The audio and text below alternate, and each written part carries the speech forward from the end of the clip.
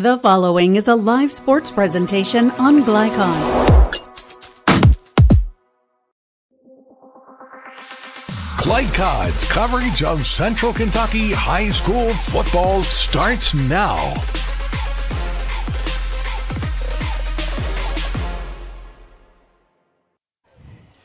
Good evening, everyone, from Bryan Station High School in Lexington, and welcome to our broadcast of Central Kentucky high school football on Glycon. Tonight, it's the visiting Frederick Douglass Broncos against the homestanding Bryan Station Defenders in an important district game. I'm Keith Elkins, along with Cisco Bryan tonight, former Wildcat and a longtime coach at several levels, and we're looking for a good one tonight, Cisco, and what a district opening weekend it was. Two very competitive games, and these teams that we'll see tonight, Bryan Station and Douglass, both came out on top, but it looks like it's going to be a very tough district. Oh, it's going to be a very tough district. And I think the biggest thing right now today is Bryan Station looks very, very competitive with Frederick Douglass. So beautiful weather, beautiful day, and it's going to be a heck of a game. Both of these teams started out 0-3 and then have won 4 in a row. And with Bryan Station, we've seen them do something similar in the past where they play a tough schedule at the start. Douglass does too, but usually they're not 0-3 after 3 games. But this time they've gotten things together. Both of these teams on a good run right now. Both of them look very sharp. They're both winning the way they win, and we'll discuss that later. But with that said, the 37-game win streak for Frederick Douglass in the city this year. Well, that's something for them to try to keep going and something for Bryan Station to shoot at tonight. We'll get more into both of these teams as we progress tonight in our pregame report, and then later on in football action here at Bryan Station High School as Frederick Douglass takes on the Defenders. It is, as Cisco mentioned, a beautiful night for football. Tonight's weather forecast is presented by Suntime Pools and Spas. Good people to know if you have a pool. And right now, 69 degrees. It's very pleasant here, a light breeze blowing, and the temperature will drop into the low 60s. Maybe the upper 50s before this game ends tonight, but we have, as forecast, a 0% chance of rain, so we expect excellent football weather throughout the evening tonight as Bryan Station meets Frederick Douglass. More of our pregame report coming up as we get ready for Bryan Station and Frederick Douglass. We'll hear from the coaches. Next up is Coach Nathan McPeek of Frederick Douglass as we come back on Glycon.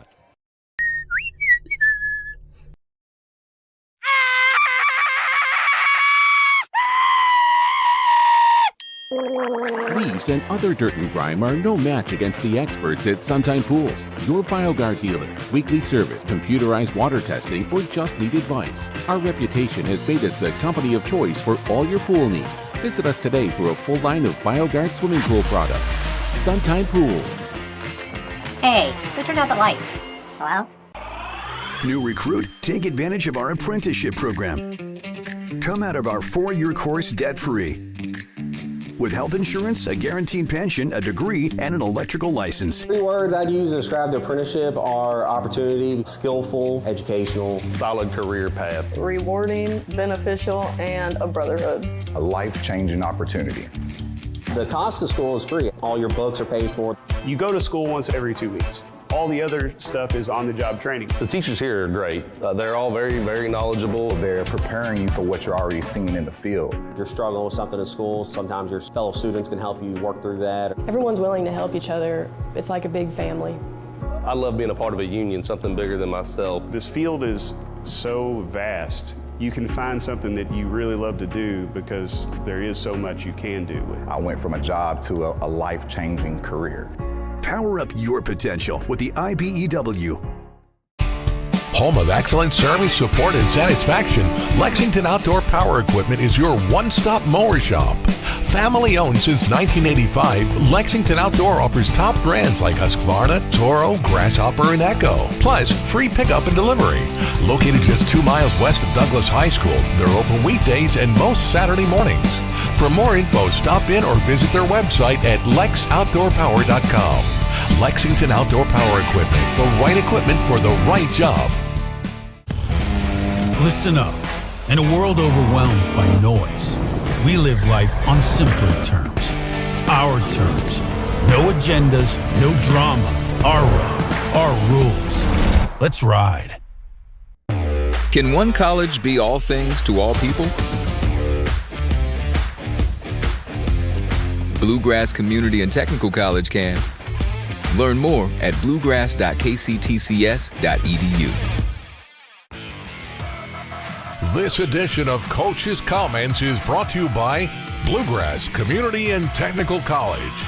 Get started by finding the program that works for you at bluegrass.kctcs.edu. Bluegrass Community and Technical College. College for your world. We're talking with Coach Nathan McPeek of Frederick Douglass, and they're coming off a fourth consecutive victory last week, a good win over a good Madison Central team. And, Coach, it seems like now with the 4-game winning streak that your team would be in a pretty good spot, but I know coaches always want to say there's a lot of work yet to be done. But what are your thoughts on your team and how it's developed at this point of the season? Yeah, well, first off, thanks for Glycon and what you all do for us in Central Kentucky. Sure. But, I think we're playing good football. We definitely recovered from the 0-3 start. Obviously we're playing really, really good opponents and good teams, but, it's something that we got to get, continue getting better at the little things, blocking, tackling, getting lined up and just doing the basic things. When you look at last week, I thought we played good football, until at the end where we had the pick six, and that's on me. I signed off on that ability to be able to do that. So I got to be better. Not putting Jaden in those positions, moving forward. So, but overall, I thought we, played pretty good football and, have recovered well from the start of the season.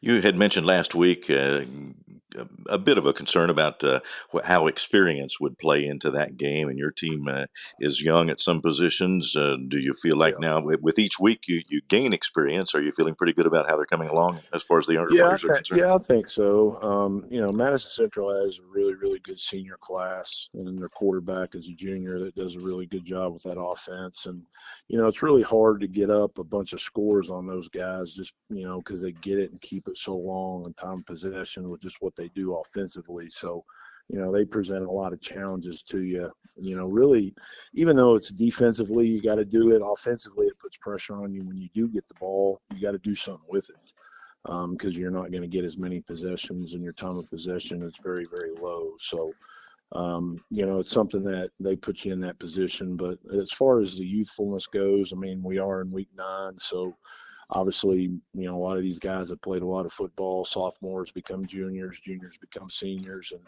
and we even have a few freshmen that are on some special teams that become sophomores. So you should see that progression throughout the year, and hopefully we can continue doing that these last couple of games heading into the postseason. You've got some really outstanding athletes on defense, especially Corey Fields and Thurman Wade, Sion Khan, several others, I'm sure. But Right. Tell me about what makes a good defensive player. It takes more than athletic ability. What makes those guys such good defensive players? Well, you have to put the film time in. You have to know the system.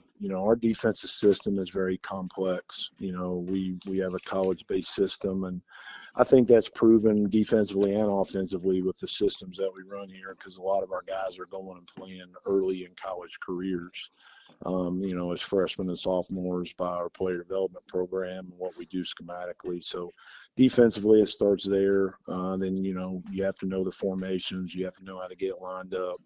You have to be an ultimate communicator, just everything involved from A to Z, especially defensively, because, if you're out of one gap, then they can really bust you offensively. So you got to be really good sure tacklers and doing the best you can and running to the ball. But, we're not as big as we've been in the past defensively, but we're very, very fast. We run to the ball. And I think if you were to, poll other coaches that play us, they would say the same thing, just quickness and getting to the ball. And we'll need that tonight, because Bryan Station is just as athletic as we are in certain spots and, very similar dynamics athletically. So we'll have to do the same things tonight.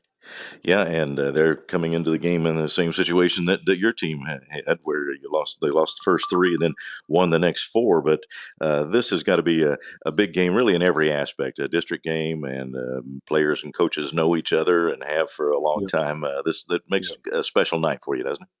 Oh, for sure. And anytime you play a city game, the kids, know one another and they hang out with one another. And, it's a lot different nowadays versus, back when I played where, some of your rivalry games, you never talked to them throughout the year. You never saw them just because you didn't have social media, you didn't have cell phones, and, you just didn't see a lot of those people. It's just a different time now, and these guys all know each other. They hang out with each other, they're friends. And, but like I told them, all week at 6:30 on Friday when the ball's kicked off, it's us against them. And, in football, it's man on man and doing things right. So, when the ball's kicked off, all that doesn't matter, and you got to execute to the best of your ability. All right. Well, thanks a lot and good luck tonight. Thank you very much. Appreciate it. We'll be right back on Glycon. No one college can be all things to all people, but Bluegrass Community and Technical College is as close as it gets. We're affordable, like you've got a great chance to graduate with little to no debt. Affordable, flexible, with in-person, online, and hybrid programs. And you can easily transfer your credits to continue on to a 4-year university. So while we can't be everything to everyone, we can be a lot of things to you. Learn more at bluegrass.kctcs.edu. Drive with the confidence and security of a pre-owned Kia from Cartown Kia.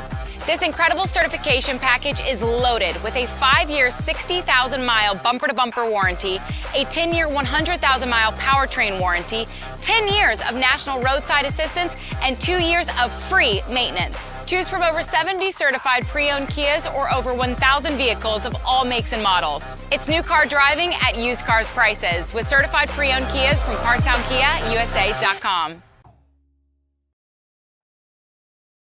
We all make choices about alcohol. Kids make choices whether to drink or not. Bye, Dad. Bye-bye. Remember, I'm going to Alex's party tonight and sleeping over. And have fun. Hey, remind me about that party again? And adults make choices whether to talk about it. That's true of parents and every other trusted adult in a kid's life. Kids want to know our expectations, and they want honest answers in everyday conversations. So talk with your kids and help lead them on a positive path. Because when you talk, they hear you.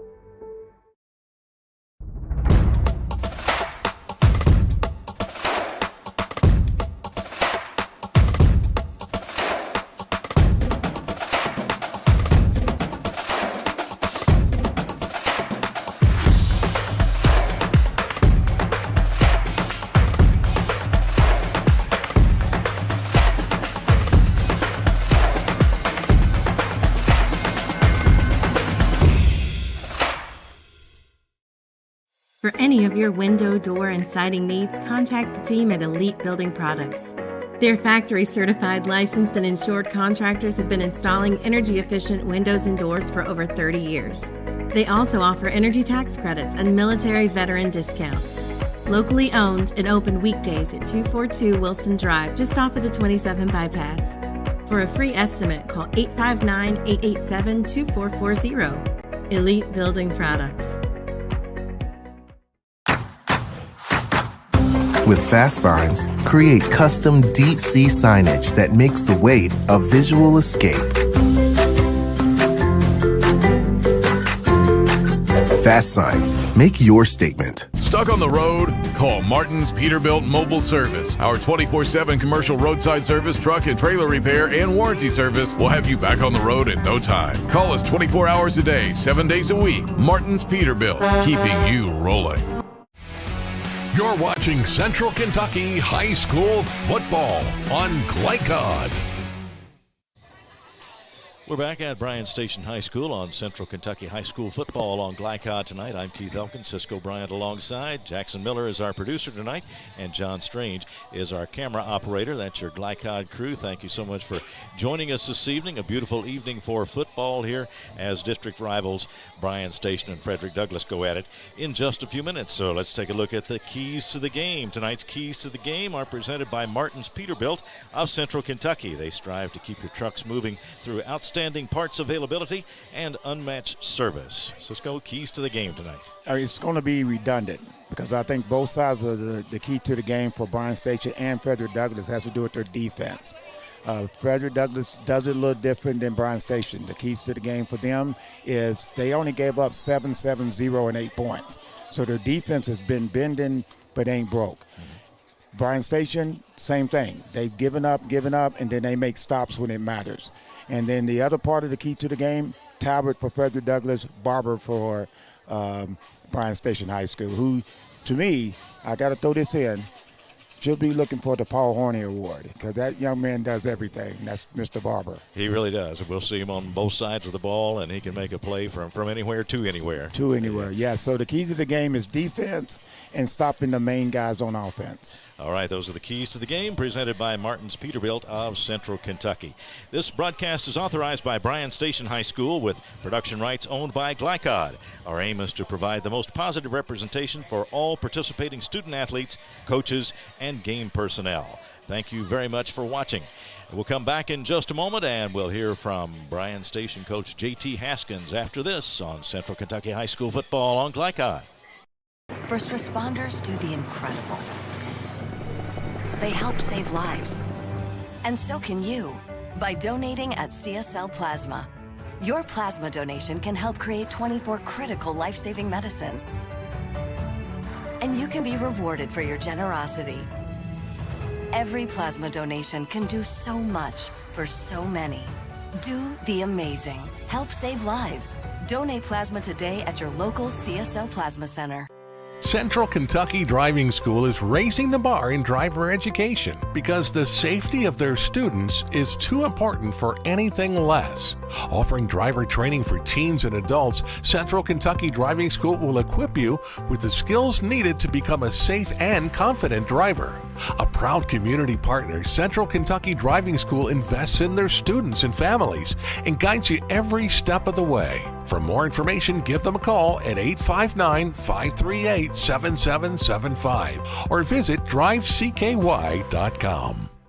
A new year means next level math, but even the best teachers can't always provide the personal attention each child needs. Mathnasium has a solution to help any student excel. Our caring, highly trained instructors use a range of teaching modes that ensure true foundational understanding. We're not about rote memorization. The Mathnasium method develops the critical thinking and problem-solving skills they need to succeed, with the option to learn face-to-face online at home or face-to-face at one of our 1,000 neighborhood learning centers. Mathnasium, we're changing lives through math. Proudly based in Jessamine County, R.J. Corman Railroad Group has been serving North America's railroad industry since 1973. Find out more by visiting rjcorman.com. For high-quality railroad service, it's R.J. Corman.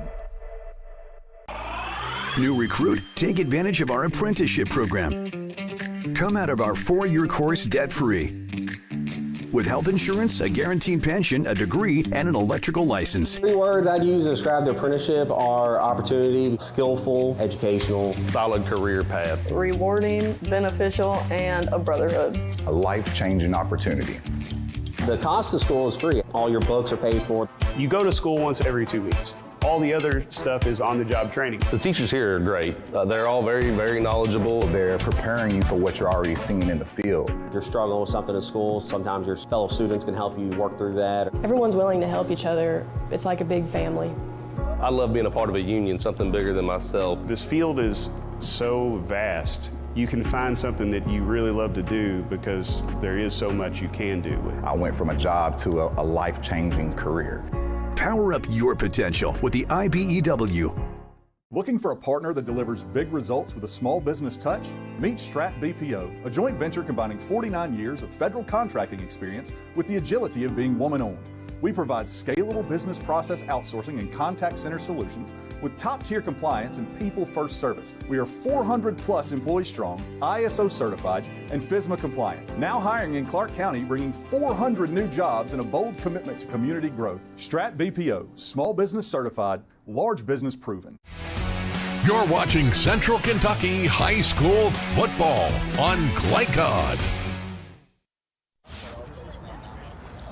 Talking with Coach J.T. Haskins of Bryan Station. And, Coach, what an opening week it was in this district with your team winning at the buzzer on a field goal, and Douglas won in a close game as well. Does that give you an idea then of the competitiveness of this district? Is that an accurate barometer? Yeah, I would say I would go on a limb and say this is probably one of the toughest districts in the state of Kentucky, and it's a privilege just being a part of it and being able to compete with such good classes. Such good schools that's in this district. And winning as you did on the last second field goal, obviously the kicker has to step up and do that, but that takes a team effort to execute and get in that position. Tell me about how that transpired, and you must have been pretty proud of your team to come through in that situation. Yes, as you were saying, it always takes 11 guys on the team. You got to have the guys up front to hold up the pressure from getting back there. The long snapper has to get the ball to the placeholder, and the placeholder has to also get the ball down in order for our kicker, Jack, to do the things that he's able to do. Mm-hmm. And at this stage of the season, I would think there would be some guys who have taken on leadership roles for you and helping out in that way on the field. Tell me about that. Well, we just want to depend on one another, on play for the team and not just individual ball. And I think for the past, we've been doing a great job of doing so. Playing as one and playing as a team, as I stated back early in the season when we started the season. So I think we're playing good ball right now, and we just hope that we can come out with a win tonight. I have to ask you about Jordan. He's continuing to make his comeback. What's his status now?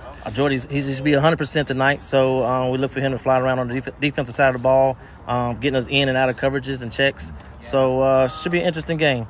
We always call Kamani Barber's name a lot. You like to get the football in his hands. Tell me about the season that he's having and the kind of player he is. Kamani is having a phenomenal season. If he had a little more help, I would say he could probably become Mr. Football candidate. But he is actually doing a phenomenal job for our team here at Bryan Station. And I just look forward to seeing him keep doing the things that he's been doing on every Friday night.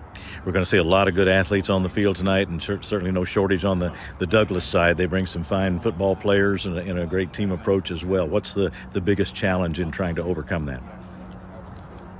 I wouldn't say it's kind of tough to say. I wouldn't say a challenge. We just got to play our style of ball, and everything else will take care of itself from the football gods. All right. Thanks a lot. Good luck tonight. All right. Okay.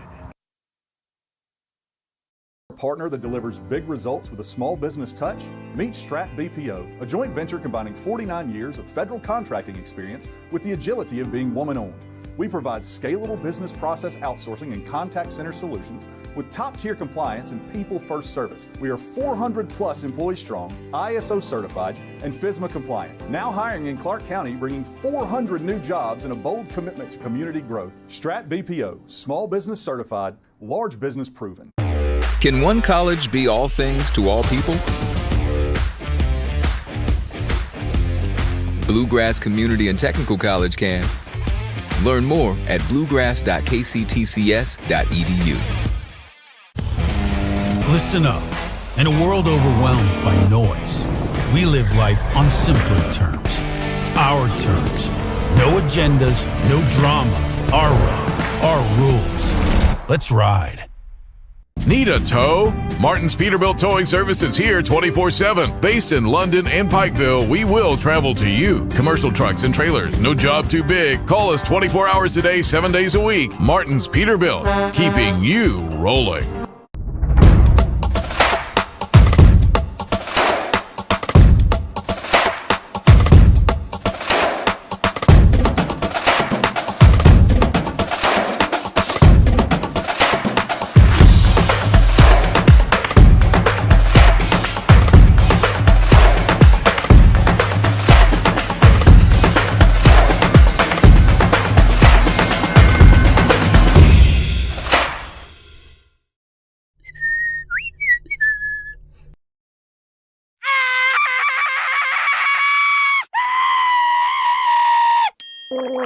Leaves and other dirt and grime are no match against the experts at Sunshine Pools, your BioGuard dealer. Weekly service, computerized water testing, or just need advice. Our reputation has made us the company of choice for all your pool needs. Visit us today for a full line of BioGuard swimming pool products. Sunshine Pools. Hey, who turned out the lights? Hello? For any of your window, door, and siding needs, contact the team at Elite Building Products. Their factory-certified, licensed, and insured contractors have been installing energy-efficient windows and doors for over 30 years. They also offer energy tax credits and military veteran discounts. Locally owned and open weekdays at 242 Wilson Drive, just off of the 27 bypass. For a free estimate, call 859-887-2440. Elite Building Products. You're watching Central Kentucky High School football on Glycon.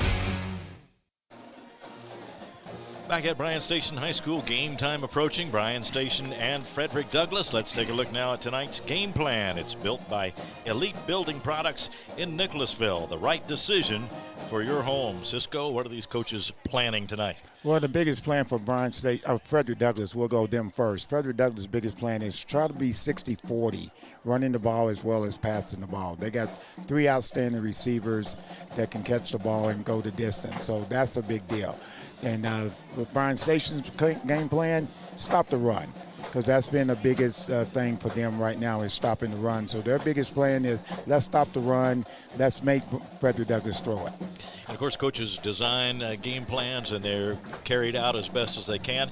Sometimes you have to improvise a little bit during the game, but you'd like to be able to stay with that basic plan for as long as you can. Well, as long as you can. Yeah. And what happens is I think Mike Tyson said it best. Everybody's got a plan until they get hit in the mouth. Right. So what do you do if that game plan don't happen? But both coaches are outstanding. Coach J.T. Haskins and Coach McPeek, they'll make adjustments.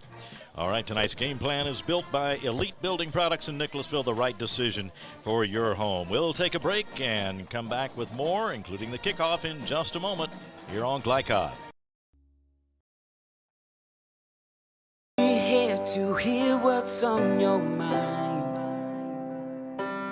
Take this time to talk and get it right.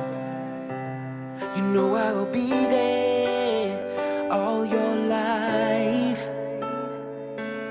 When you need me, I'll be by your side. Little everyday conversations about the dangers of underage drinking can make a big difference in a child's life. Talk, they hear you. Looking for a partner that delivers big results with a small business touch? Meet Strat BPO, a joint venture combining 49 years of federal contracting experience with the agility of being woman-owned. We provide scalable business process outsourcing and contact center solutions with top-tier compliance and people-first service. We are 400-plus employees strong, ISO certified, and FSMA compliant. Now hiring in Clark County, bringing 400 new jobs and a bold commitment to community growth. Strat BPO, small business certified, large business proven. From Glycon, it's Central Kentucky High School football.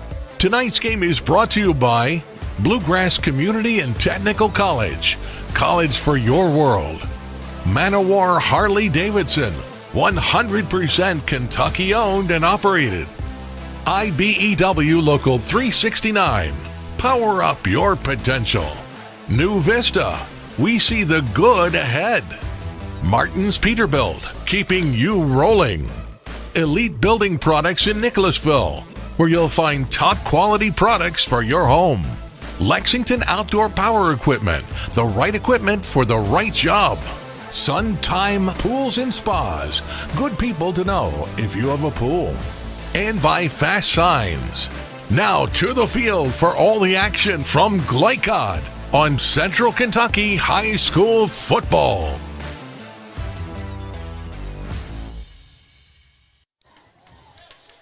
Welcome back to Bryan Station as we await the start of tonight's ball game between Bryan Station and Frederick Douglass. Mentioned the similarities in records as the defenders come back onto the field to the applause of their home fans here. Both teams come in at 4-3 tonight. Both teams lost their first 3 before winning their next 4, Cisco, and there were 2 very close games, very competitive games last week. We saw the one over at Douglass where Douglass beat Madison Central 21-15. That one was in doubt. And, of course, Bryan Station's win over GRC went down to the final seconds, and a field goal by the kicker, Jack Hannon, nailed it down for the defenders. So these two teams have had to deal with some competitive games already and have come through in the clutch. Well, I think that is a big deal because right now it shows they both can come back and win, and they both actually can keep their composure and then, hey, let's get the win. And I said it all the time at our age that Al Davis said it best, just win, baby. Just win. And they did last week, so they are 1-0 in district play. This series, though, has been lopsided. Douglass owning a 7-0 edge over Bryan Station. I'm sure the defenders would like nothing better than to break that up. Douglass has been dominating all the city teams, though. Right, and that's a win-win. If they get a win, they win the first game in the city of beating Frederick Douglass and also getting their first win against Frederick Douglass. So it's going to be a pretty good game, great atmosphere. People are still coming in, and it's going to be nice. We've talked a little bit about some of the stars on these teams, and it's, of course, a team effort all the way around, and coaches are always quick to tell you that. But still, there are some guys who carry the load, and we'll start with Dakari Talbert for Frederick Douglass. We look for him to get a lot of carries tonight. He's a guy who, I think you said last week, he is a running back, not just a guy who carries the ball and has some speed.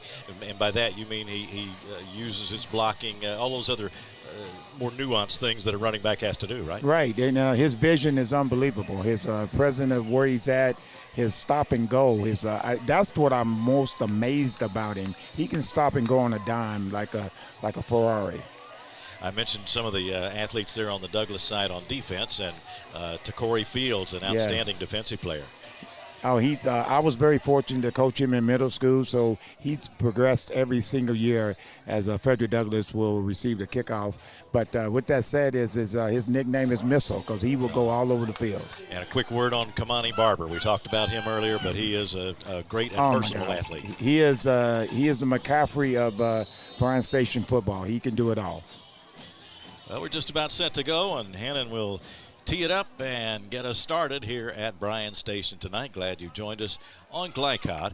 Ball will be returned.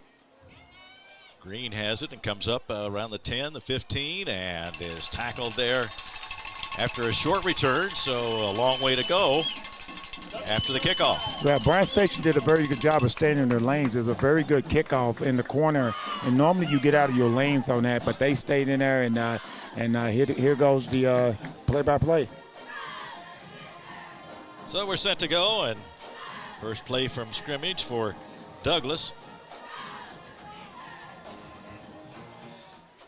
Here come the Broncos with that 4-3 record, but a 4-game winning streak. All at about the 14-yard line. And the snap, and they'll pass it first on this ball game and get started with a short gain out to the right. That is Terry Kaysen who made the catch. Who's one of their top receivers, and very good job. Remember, Talbert came off the field last week with a little tweak, but it looks like he's healthy. Broncos come out of the huddle on second down now. Trips it to the top. Second down at about 5. Handoff goes to Talbert, spins away from a tackler, and finally is brought down as he gets up across the 20-yard line. He looks healthy. The 30-yard line make it, and he does look healthy, and he looks like he is ready to go tonight, and they'll depend on him for a lot of their offense on the ground. Well, that's what we talked about in the beginning of the broadcast. It has to do with being a little balanced, and they ran through the ball in the first play and ran in on the second play.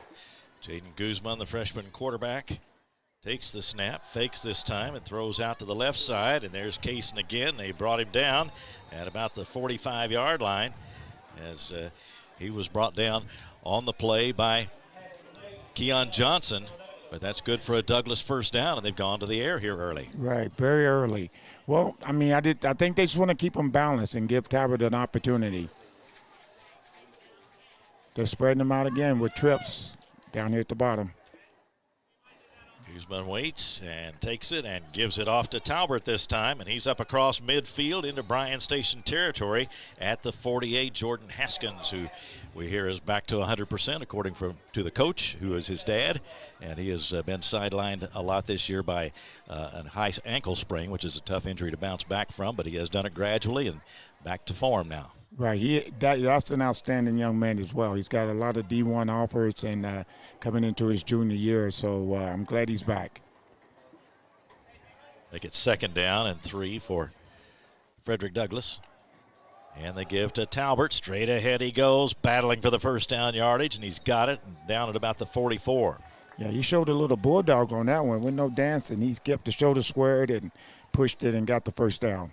Yeah, has a lot of speed and has some power as well, Dakari Talbert, so they'll have to keep an eye on him, and he can take it and go, or he can get you the tough yards as he did there. Yeah, he just went off, and Turner is now in number 13. With Jeremiah Turner, who backs up Talbert at that running back position.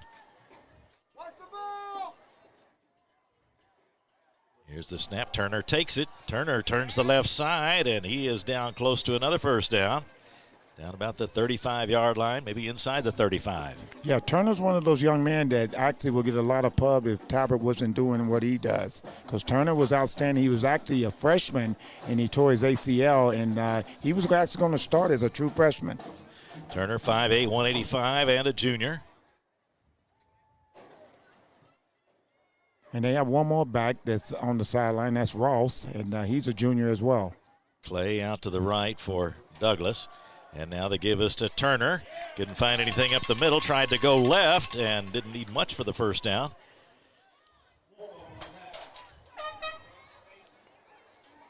Here comes a few substitution, and looks like that Talbot is back in. 8:20 to go, first quarter. No score. Bryan Station, Frederick Douglass on a beautiful night for football here at Bryan Station. It is 3rd and short for the Broncos. The snap they give to Talbot, and he is hit as he it looks like crosses he got the line of scrimmage. He did get there, but they were waiting to stack it up, just couldn't quite do it in time, and Talbot has the first down, and the Douglas drive continues. Yeah, like you said, they stopped it. There was a host of Bryan Station defenders there, but he ended up getting the first down. Ball now to 34. First down for Douglas. Again, Clay wide right. Down at the bottom of your screen for the Broncos. It looks like Ross is and carrying the handoff, yeah, Carter Ross has got it. He comes around the right side and is met by Kamani Barber. But a good gain for Ross.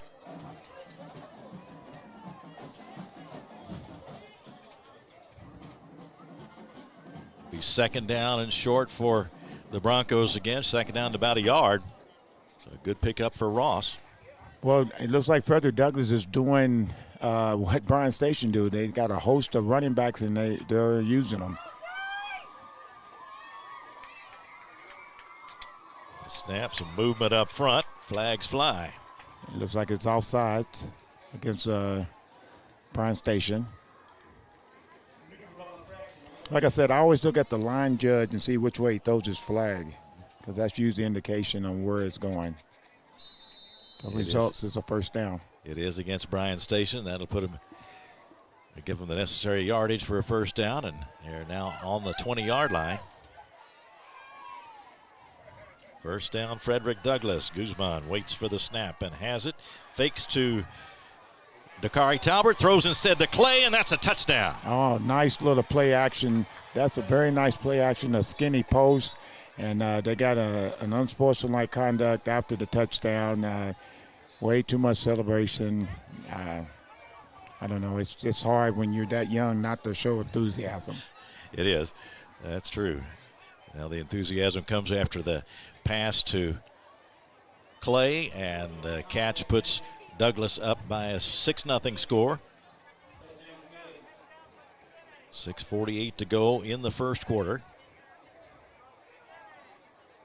And the only thing about that is I don't know who it was on, but you only can get two, and then you are off the field. Clayton Wallace, the kicker for Douglas. Set to try the extra point. It is on its way, and it is good. And so the score goes to 7-0. Frederick Douglass with 6:48 to go in the first quarter. Broncos break out on top. We'll be right back on Glycon. Can one college be all things to all people?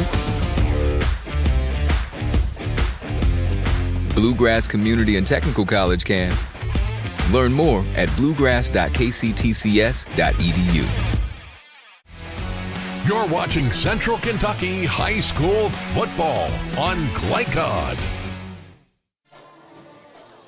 Douglas scores first, and Cisco, the freshman quarterback Guzman, appears to be gaining confidence every week, and nice drive, nice performance on that drive by him. Well, Coach McPeek said that he's going to put him in the right position because he thought the interception last week against Madison Central, he put him in the wrong position. So little short passes, and got the ball out there. Nice play action to Talbert, and it was excellent play. Yeah, the coach was quick to step up and say that was my fault on the call, and didn't feel like he put his freshman quarterback in the best position to make a good play, and the coach was quick to do that, and that's got to help your confidence if you're that freshman quarterback. Very much so. Kickoff goes short and going to be fielded at the 32-yard line up to the 45, and then finally a couple of players make the wrestling style tackle, and now flags come in. Flag come in. Williams who got it, the up man, Samarion Williams. And we'll see how the penalty shakes out.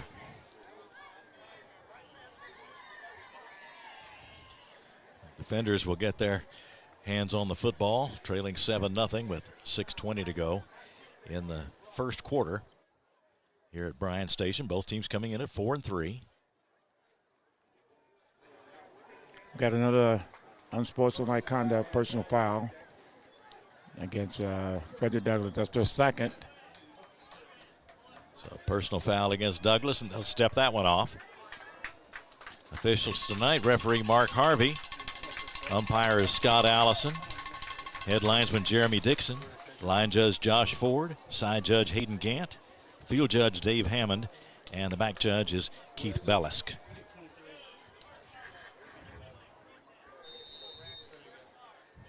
Now 1st and 10 from about the 38, so Bryan Station off to a good start. Now they're going to throw it. Here's the pass downfield, and it is caught, and that's going to be a touchdown. A little trickery. Avery Johnson with the catch for the defenders.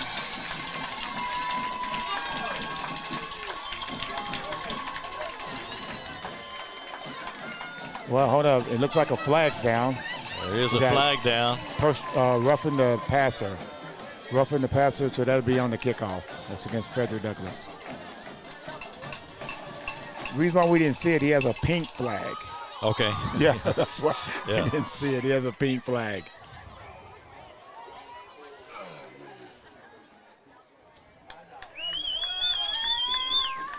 So good response for Bryan Station after a drive by Frederick Douglass. Good one play, one little trickery touchdown.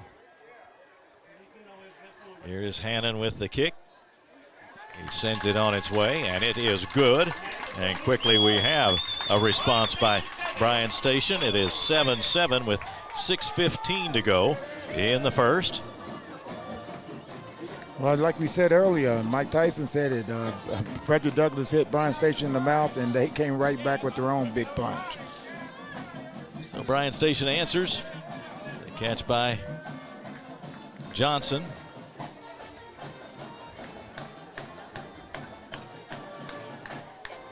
They covered 38. We're all doing a little something to make everybody stay at home on defense, because the defense gets to the football pretty heavily.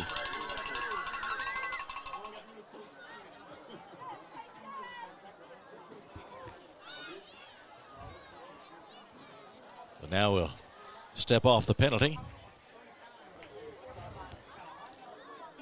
Hannon will tee it up there at the 45-yard line in Frederick Douglass territory.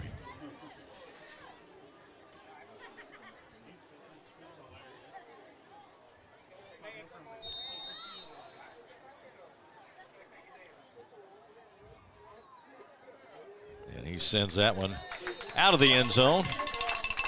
So Douglass will take over at the 20-yard line.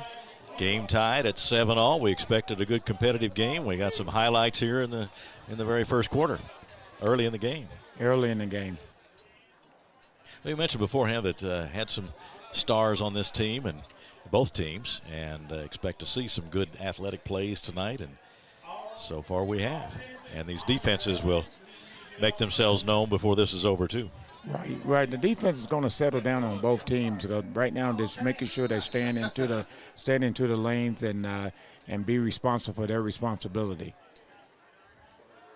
Here's the handoff. It goes to Talbert. He gets some room around that left side and comes up across the 30-yard line to about the 33, 34-yard line. Well, that was a prime example. Nobody really ran to the football when he first got it. It was sort of like stay in your lane make sure that he's actually going to run the football, and so he picked up about 10 yards. Andy Asaba with the stop along with a couple of other teammates under the 6-minute mark in the first quarter in a 7-7 ball game. Well, it looks like Talbot is actually limping off. The trainer just walked over to him. So it looks like Turner's in the backfield. Snap, and Turner has it. Straight ahead he goes, and met there by a host of defenders. Andy Asaba was in there, along with several others. And it looks like a flag is down, or a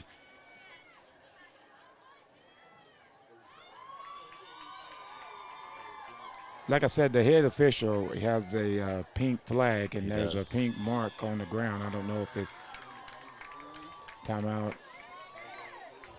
Yeah, personal foul. I guess they're trying to slow the momentum down of them talking with each other. It's a big game, big rivalry. Both teams 4-3, 4-game winning streak, and the officials just trying to keep control of the game. Yes, and of course you have a city rivalry, a district rivalry, and these players know each other well, don't they? Very well. So now the ball right at midfield for Douglas as we near the 5-minute mark in the first quarter. So we've actually had 4 personal fouls thus far. So again, it's Turner in the backfield along with the quarterback Guzman. Terry Kaysen moves over to the left. And the handoff goes to Turner.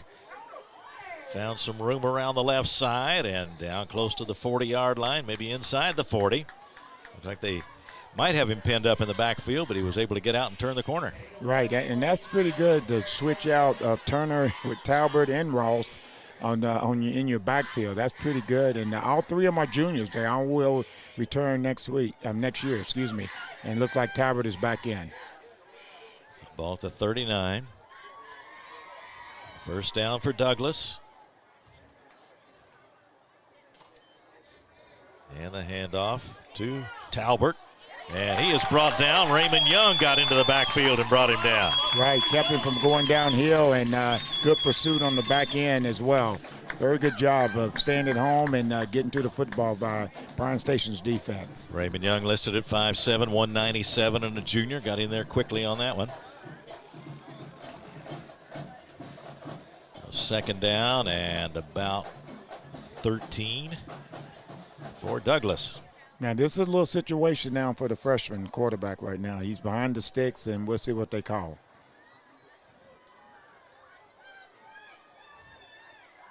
Guzman has it, looks, has some time, fires out to the left, and it is brought in back at the 42-43-yard line. No further. The catch made by Cade Bell Pointer.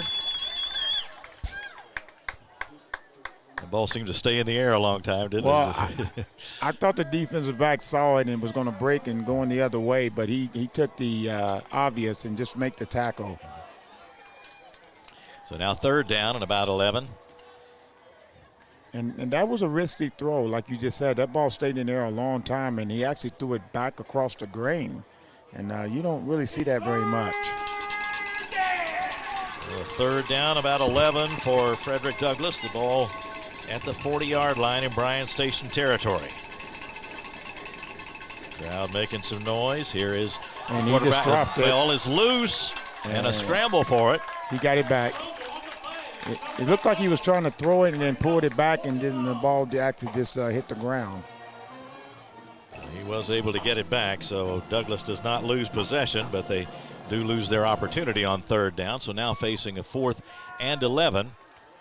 We'll see Nelson Iraquiza, the Douglas punter, into the ball game at the 41-yard line in his own territory. Well, I'll tell you what, that's a nice-sized punter right there. He plays a little defense and does it all himself. Great punt. Here's the kick, and it's going to bounce at about the 20-yard line. Bounces pretty much straight in the air, maybe a little bit back toward Frederick Douglass, but the Broncos will down it, and Bryan Station will get started with 2:18 to go in the first quarter. 7-all the score. And we'll take a quick break and be right back on Glycon. Listen up. In a world overwhelmed by noise, we live life on simpler terms. Our terms. No agendas, no drama. Our road, our rules. Let's ride. You're watching Central Kentucky High School football on Glycon. Bryan Station taking over now. Carpenter at quarterback and turns and hands off.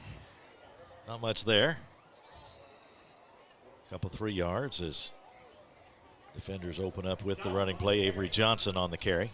Well, you're going to get Bryan Station, their running back coach, actually played at Dunbar High School, and he's got a host of running backs instead of Johnson, Barber, Montgomery, and Young. So you're going to see those, all 4 of them in the backfield this game. You send Braden Wilson out to the left near the bottom of the screen. It's Carpenter up there under center. He turns and hands off. And again, met quickly that time is Johnson. Jimmy Hooks got in there, among others. Kamani Barber now 3 for 3 passing on the year and 3 touchdowns. That's pretty efficient, isn't it? He does it all. Like I said, it's the Paul Horney Award. He plays quarterback. He can catch the ball. He can field the ball. He runs kicks back, punts back. He can do it all. He is definitely should be in the running for the Paul Horney Award. Third down play coming. They need about 6. On the 28. Carpenter leans in, takes the snap, and he is going to take off with it now. Comes up and slides and slid in. Looked like right at the first down marker. Did he get there? Well, the official threw a flag. The official threw a flag. Carpenter ended up sliding at the last minute, and the DB was coming up to make the out, so he's called targeting. The personal foul against Douglas, and now it will be a first down, no doubt, inside the final minute of the first quarter in a 7-7 ball game. Well, I can see why the official did it, but the quarterback is going full speed, and you don't know what he's going to do. He's going to go left, right, but he ended up sliding, and it worked out for Bryan Station.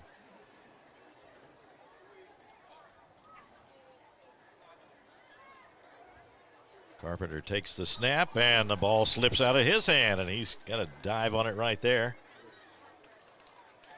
And they did call it a fumble. Started to come forward with the arm, and no football. Final seconds tick away in the first quarter. And we have come to the end of the first quarter with the score. Frederick Douglass 7 and Bryan Station 7. A good one going here on Glycon Central Kentucky football tonight. We'll take a break and be right back with the start of the second quarter in just a moment on Glycon. A partner that delivers big results with a small business touch? Meet Strat BPO, a joint venture combining 49 years of federal contracting experience with the agility of being woman-owned. We provide scalable business process outsourcing and contact center solutions with top-tier compliance and people-first service. We are 400-plus employees strong, ISO certified, and FSMA compliant. Now hiring in Clark County, bringing 400 new jobs and a bold commitment to community growth. Strat BPO, small business certified, large business proven. You're watching Central Kentucky High School football on Glycon. Start of the second quarter, 7-7 the score. Keith Elkins along with Cisco Bryant tonight from Bryan Station. A good one as we expected, Cisco, and an all even here at the end of the first. And we've seen some great plays so far and shaping up to be the kind of ball game we expected. Oh, yeah, definitely. It is definitely on point, and it's only 7-7, but both touchdowns has been exciting to watch. And we're seeing some outstanding running backs, quarterbacks play, good offensive calling on both sides, and good defense adjustments on both sides. Broncos back out on the field. Again, each team comes in with a record of 4 wins, 3 losses. Each team won a close one last week, especially Bryan Station. Went down to the final seconds. They got a game-winning field goal.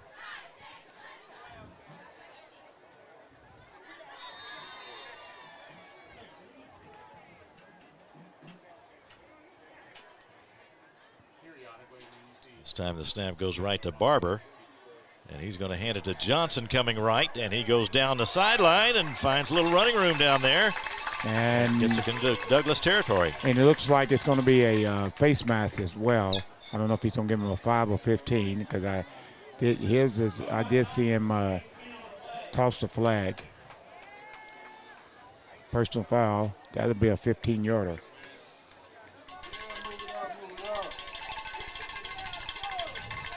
More yardage stepped off.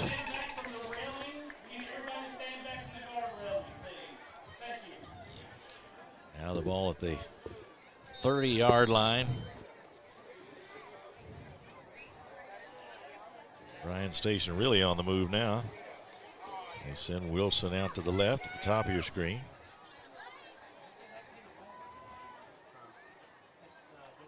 Snap again goes to Barber, and he'll give it to Payne, circling left, escapes one tackle, and then is wrestled down as he gets to the sideline near the 30-yard line. So they actually ran the exact same play, but the other way. So very good job of Frederick Douglass of staying in their lanes and adjusting. I think right now the offensive coordinator for Bryan Station just trying to fill out this defense because it looks a little different than it has been the last couple of weeks. Second down play coming.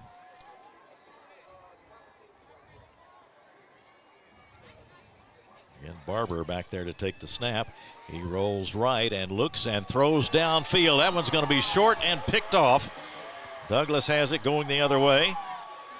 That is Sion Khan, and he is tripped up then on the tackle by Barber. But made the interception.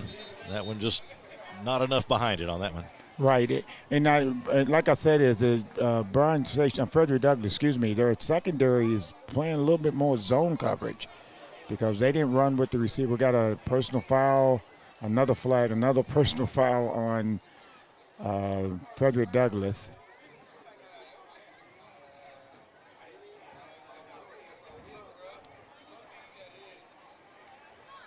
That comes with 11:15 to go in the second quarter as we await the result of the penalty and see where they'll get started. But they will have the football. They stopped the drive with the interception.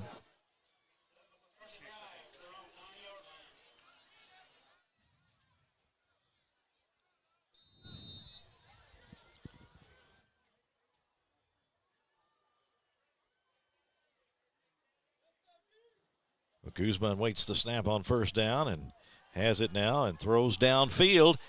And that one is incomplete. Too long, and a flag comes in.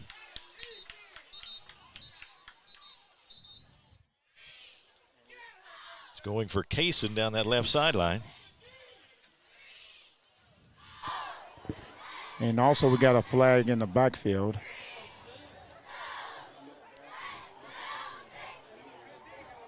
We've had a lot of conferring between the officials here in the early going. We got pass interference. And then we got an eligible man downfield. So they all set, so replay the down. All right, well, a lot of action on that play, and some of it legal, a lot of it not. Clock stop with 11:09, and now Douglas will try to start things again on a 1st and 10.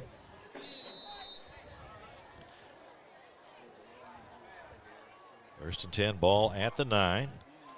Douglas quarterback by the freshman, Jaden Guzman.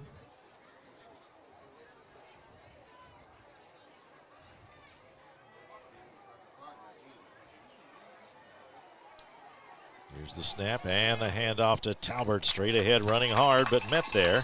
Canuto in on the stop for Bryan Station.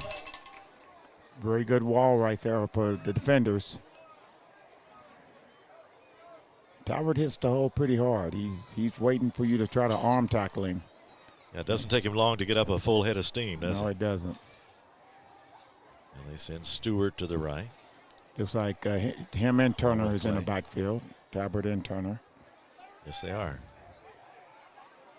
And the handoff to Talbert. Finds a hole this time. Straight ahead he goes, and he's up to the 35, or the 25, 26-yard line.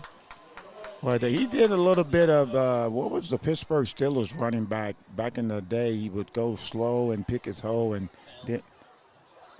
there you go. Thank you very much. Who was it? Damon Bell, yes, because he didn't hit that one hole, and then all of a sudden he saw it and he exploded through it. Our producer Jackson Miller coming through without even referring to an NFL reference at all. Yeah, he didn't look at his phone. Have to no research. Yeah, that's right. That's impressive. Now we'll get a whistle and a timeout for Frederick Douglass. That comes to 10:04. We'll take a short break as well. 7-7 the score. We'll be right back on Glycon.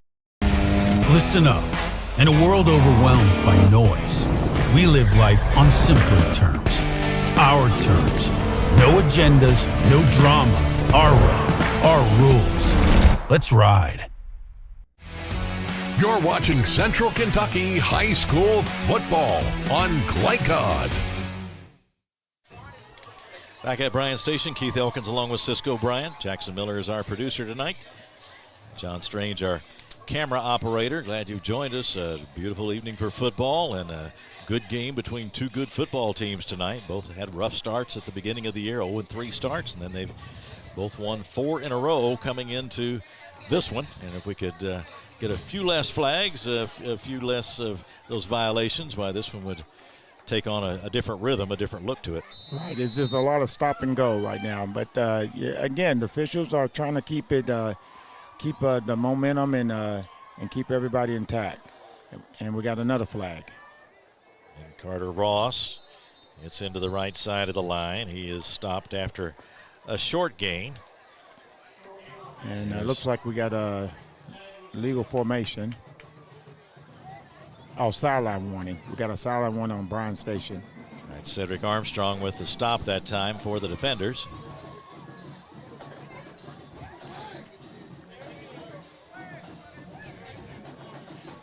So a second down play coming up. On the 38. Snap to Guzman, and he hands it off to Talbert. Escapes one tackler, and now down the sideline goes Talbert, and a loose football. A scramble for it. And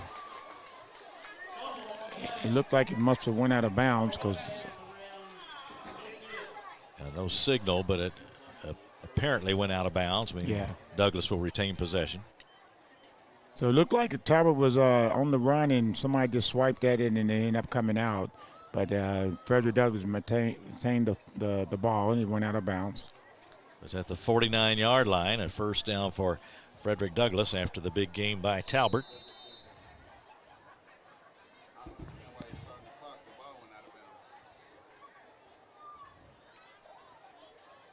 Here's the snap, and now the handoff to Talbot. He looks for running room around the right side, and again slips out of a tackler's grasp and crosses over the 50 to the 45-yard line. You got to bring a little bit more than your arm to tackle him. I mean, he runs like he's a 300-pound running back, but excellent job.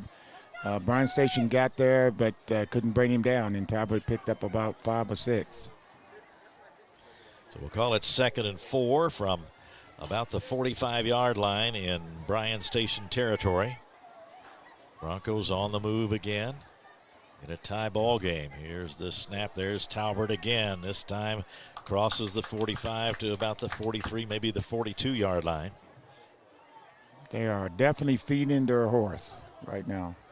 Gio Anderson helped out on the stop for Bryan Station. I look for a pass on this one. I look for a little play action. 3rd and short, 3rd and about a yard for Frederick Douglass. Well, with this formation, it looks like he's going to probably be a run. And we got all sides against Bryan Station as they went on a double clap. Frederick Douglass and Bryan Station front line jumped. So another flag. And we'll see the penalty stepped off. Result, so first down. First down, Frederick Douglass.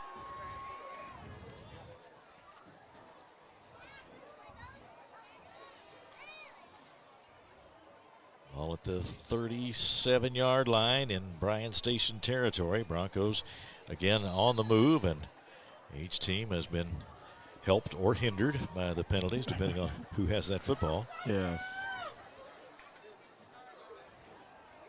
Kaysen comes left toward the bottom of your screen. And the snap, they'll give it to Talbert again. And again, a short gain. A lot of defenders got there after they first contained him. Well, Coach talked about, the touches that when I talked to him earlier this week, giving Talbot a lot of touches, and he's going to try to limit a little bit of it, but he's running the ball hard, and you want to just keep feeding him while he's doing what he does. Second down, a very short gain on that last play, if any. Looks like Ross is in, and I can't tell who's the back on the other side. Is that Talbot or? I believe it is, yes. And he takes it, and he cuts into the middle of the line, crosses the line of scrimmage, gets down toward the 30-yard line. Every time he gets it and he gets in that crease, it looks like he's about to go the distance. And Bryan Station's defense, great job of containing him and keeping him in host. Puts a third down and about 5. Yeah, third down and about 5 for Frederick Douglass. 31-yard line. And the snap and the give to Talbert straight ahead, and he is going to have the first down and more. Dakari Talbert down deep into Bryan Station territory, across the 20-yard line.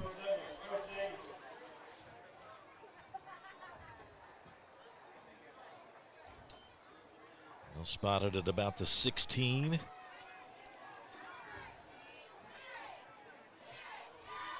See Turner back in there for Douglas. Carter Ross coming onto the field.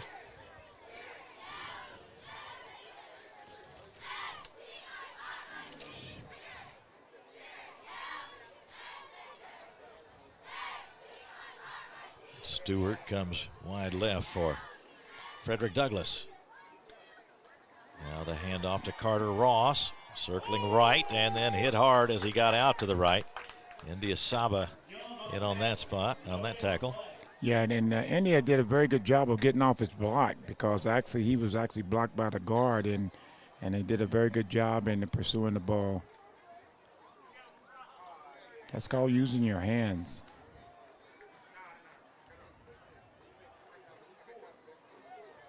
Second down now for Frederick Douglass.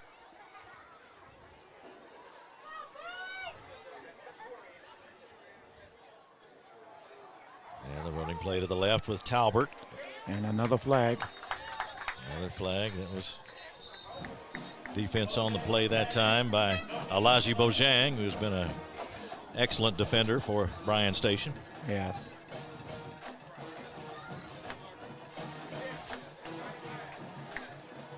This one, it looks like will. And he's waving it off. They waved it off. Waved it off, all right. So it probably was a formation, because the line judge actually threw the flag.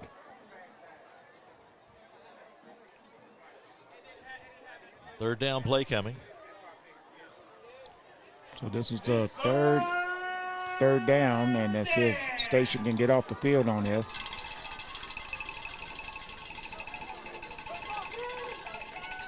Guzman takes it and steps back and fires and throws to the left corner of the end zone. A leaping attempt down there, but that one is incomplete.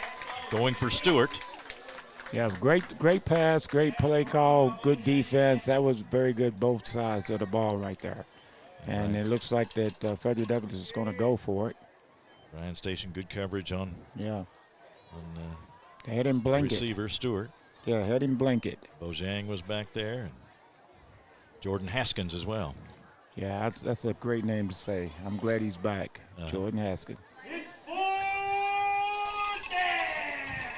Numerous major college offers, including Kentucky and Louisville.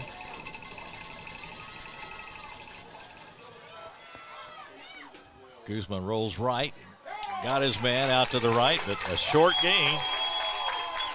Very good stand by Bryan Station's defense. He got it to Clay, but that not enough, and the defenders will take over.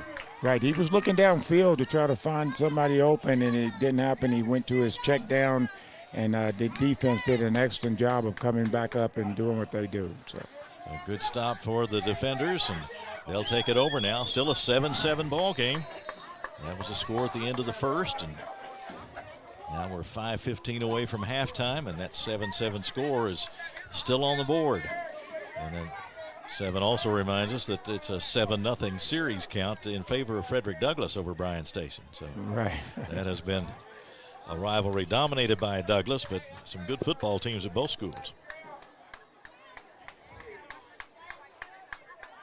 Carpenter, the quarterback, hands it off. There is Johnson. He's got some room, and he comes up across the 25 to about the 26-yard line. Avery Johnson, a nice run. Avery, very good little move on the outside, broke it back in, and a very good job. Good job. I thought that probably Frederick Douglass probably thought they was going to throw the ball on the first down, but a good run. Avery Johnson came into the ball game with 47 carries, 226 yards, a couple of rushing touchdowns.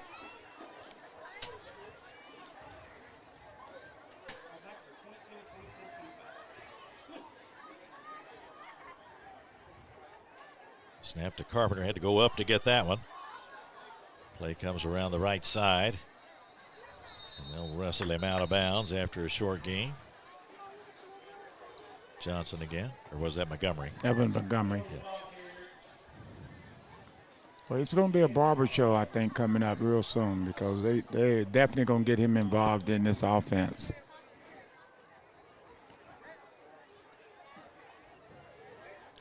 Second down play coming up.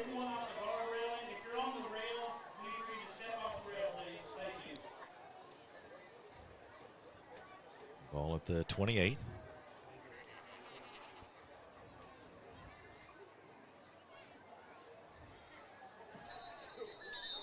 Okay, we'll get a whistle.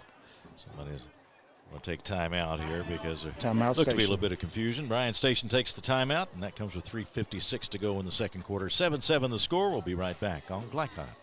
No one college can be all things to all people, but Bluegrass Community and Technical College is as close as it gets.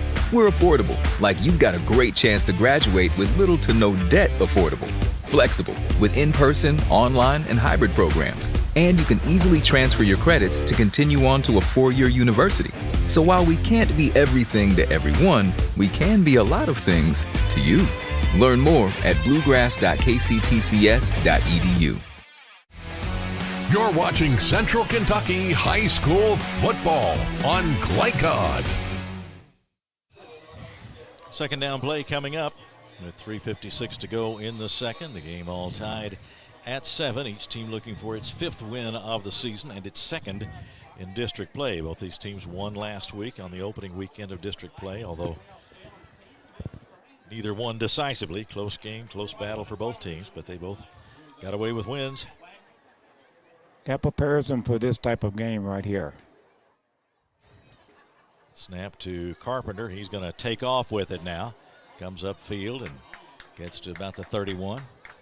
Well, he did the exact same thing. He took off running, and it looks like he's going to try to go left or right. He slides, and that's real tough for a defensive guy to know that. And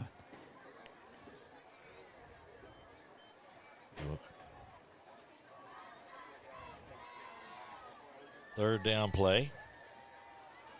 This is a big play for Frederick Douglass, field position.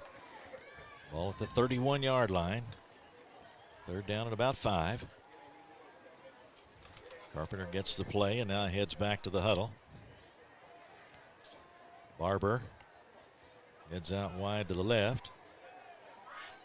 Here's the snap, and here comes Carpenter again. Had to take off with it quickly, and they were on him quickly, and he is stopped short of the line of scrimmage. And let's see if Frederick Douglass uses a timeout. And it looks like they're going to hold on to it. Good stop by Frederick Douglass. We'll see what's going on with the punt. Because Bryan Station, if they're not going to use the timeout, Bryan Station's going to take their time, and that's some time run off its clock. 4th down, about 6.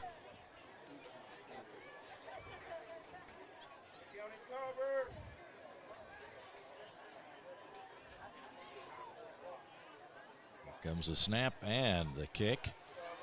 Is over toward the right side. No return, and it goes out of bounds at the 34-yard line in Frederick Douglass territory. That's where the Broncos will start with 2:16 to go.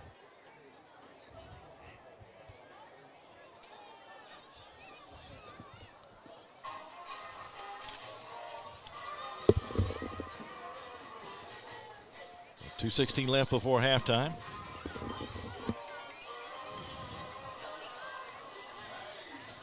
Frederick Douglass back out on the field.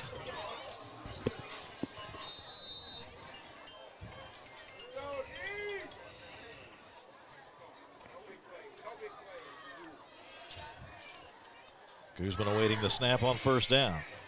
Well, now Bryan Station, same predicament. Throws the ball toss in the it out to flat, the right. That might have been backwards, and if it was, it was a live ball, and Talbert had to get back on it. And he's getting up a little slow, so now Frederick Douglass is behind the chains, and then looks like Talbot is still down. Dakari Talbot. He just walked off. I think probably got a little cramp because it looked like he was grabbing his toes and pulling them back. Yeah, so he has put up some big numbers this year. Coming into the game, 106 carries, 734 yards, 8 touchdowns on the ground for Dakari Talbot. Well, I guess it was an incomplete pass. I didn't see an sign. Incomplete pass? All yeah, right. I didn't see him. He, of course, couldn't take that chance. He had to go fall on that football, but it was apparently an incomplete pass, and they're back to the original line of scrimmage. And that's Turner. And there's Turner carrying the ball. Comes up to about the 40, 41-yard line. Some good running by Turner.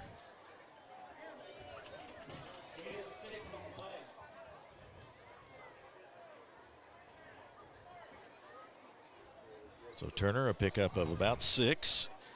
Ball will be spotted at the 41. It's sort of like the crowd is waiting for something because the first quarter was so excited. Yes. Been very subdued here in the second quarter as very that much. Score is held on the board. Ross in motion for a moment. Now the flip out to the left to Kaysen. Kaysen makes a move, but 2 defenders right there to get him out of bounds. And Barber was one of them. And the other one was Bojang. They play that very well, and that's what you do, outside in, and use the sideline to help you, and they pushed him out of bounds to keep it 4th and 3. So looks like a timeout. And 3, a timeout coming for Douglas. We'll keep it right here. 7-7 is the score with 46.9 seconds to go in the second quarter. And Cisco, I would guess coaches are already formulating that halftime message in their minds. What are they going to do? What are they going to talk about? Well, right now is Frederick Douglass go one side then the other. Frederick Douglass' biggest thing is cut down on the penalties. They're not just getting offside penalties. They're getting a lot of personal foul that keeps drive going.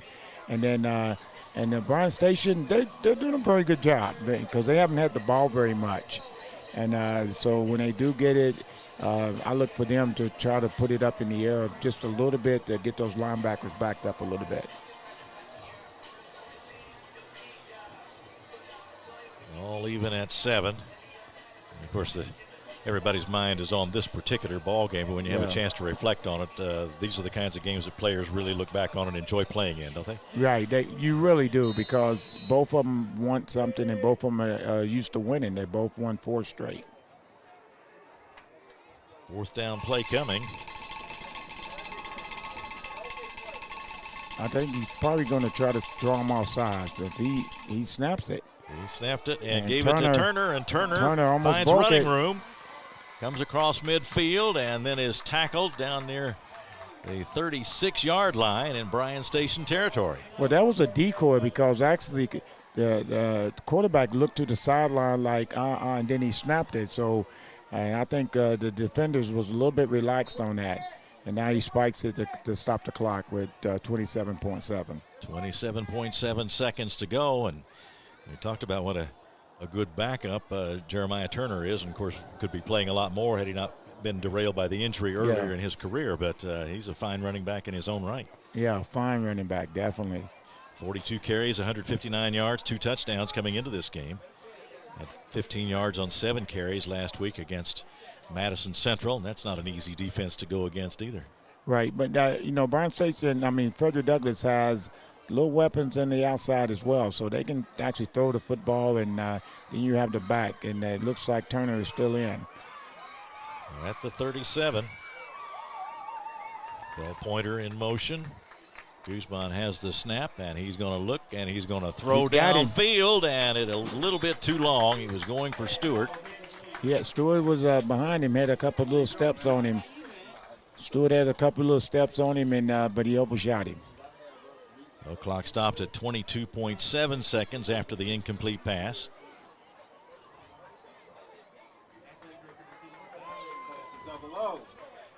So I'm looking to the sideline, and I'm trying to see if I can locate Talbert.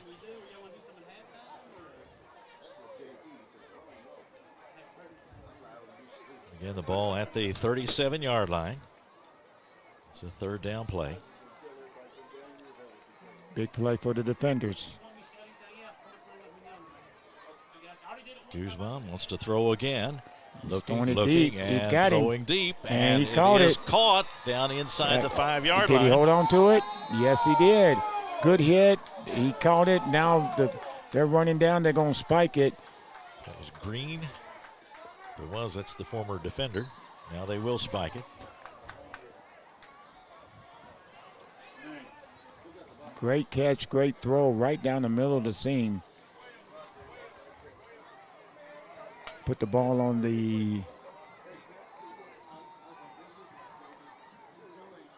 Does it look like it's on the 2? Yes. Yeah. Yes. Mm-hmm. Well, Frederick Douglass trying to capitalize and get a score in before halftime. Just 11.8 seconds to go. Second down, he spiked it, and it looks like that Talbot is back in. It is. He takes the ball, and he is. We're waiting for a signal. They said across the goal line. Hold it. Okay, they. I stopped the clock when Timeout. I got the touchdown sign. Timeout, Douglas. Okay, Douglas uses the timeout, makes it third down because they spiked it on the first down. Do you want to come up here and do it? 7.6. You can come and do it. You can come and do it. You can come and do it. So go away. Douglas to the sidelines now. And shut up. They're going to try to get a last-second score and get a halftime lead. But we got extra stuff going on. Yeah. Yes, we do. I hope we don't have any play-by-play on that. Yeah, no doubt. No doubt. You come and do it. Then shut up then. Okay. Well, we're down here. It looks like it's about the 1. Going to get back to some football here in a moment. Yeah, please. Well, he's inside the 1, so it's going to be interesting. Inside the 1. You can't get much closer than that without getting in. And yeah. They thought maybe he was, and then no signal. And then eventually that, of course, meant that he was stopped. So here goes Frederick Douglass trying to push it in there in the final seconds of the first half. The snap they give to Talbert, and this time he is in. He is in. He is in for the touchdown, and Talbert has put Frederick Douglass in front with 2.2 seconds to go in the first half. The Broncos take a 13-7 lead on the 1-yard touchdown run by Dakari Talbert. The big play was the freshman quarterback putting it right on the money, right down the middle. They got him down inside the 3-yard line. Here's Wallace to try the extra point.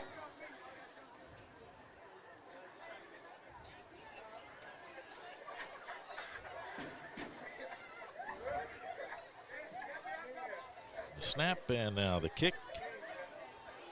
It is good by Wallace, and that makes it 14-7, 2.2 seconds to go before halftime. Talbert with the 1-yard run to finish off the Douglas drive, and the Broncos lead it 14-7. Well, I tell you what, that score came from nowhere, actually, because that was a big play. I wasn't expecting that long run to pass, and next thing you know, they're in. It's a big score before halftime because Bryan Station will receive the football in the second half. 7-point lead for Douglas. They did get that big play, the freshman quarterback, and again, we almost watched him develop even over the last couple of weeks. Confidence and being able to deliver the long throw. I know you said before he has a good arm, but a lot of times they'll call short passes, and he is gaining confidence all the time, and he can deliver the long ball, as we saw. Yes, he can. He actually got a very strong arm to be his size. Here's the kick. And out of bounds. We got another flag. We're going to have one final penalty. So we have one play on down because it's against the defense. So there's nothing on the clock, but it's against the defense. Then you don't end the quarter on a defensive penalty. Now that's only appropriate the way this first half has gone. Yeah. We've seen a lot of flags in the first half, and one final flag to end the first half, or what would have ended the first half, is now going to extend it a little bit. Or is it? Well, hold up. I got to learn my rules. On the second half, assess then. So we have come to the end of the first half. Okay. So that will conclude the first half, and the score at the end of the first half of play tonight on our Central Kentucky football broadcast on Glycon is Frederick Douglass 14 and Bryan Station 7. We'll come back in just a moment on Glycon. We all make choices about alcohol. Kids make choices whether to drink or not. Bye, Dad. Bye-bye. Remember, I'm going to Alex's party tonight and sleeping over. Have fun. Hey, remind me about that party again? And adults make choices whether to talk about it. That's true of parents and every other trusted adult in a kid's life. Kids want to know our expectations, and they want honest answers in everyday conversations. So talk with your kids and help lead them on a positive path. Because when you talk, they hear you. New recruit, take advantage of our apprenticeship program. Come out of our 4-year course debt-free. With health insurance, a guaranteed pension, a degree, and an electrical license. 3 words I'd use to describe the apprenticeship are opportunity, skillful, educational, solid career path, rewarding, beneficial, and a brotherhood. A life-changing opportunity. The cost of school is free. All your books are paid for. You go to school once every 2 weeks. All the other stuff is on-the-job training. The teachers here are great. They're all very, very knowledgeable. They're preparing you for what you're already seeing in the field. If you're struggling with something in school, sometimes your fellow students can help you work through that. Everyone's willing to help each other. It's like a big family.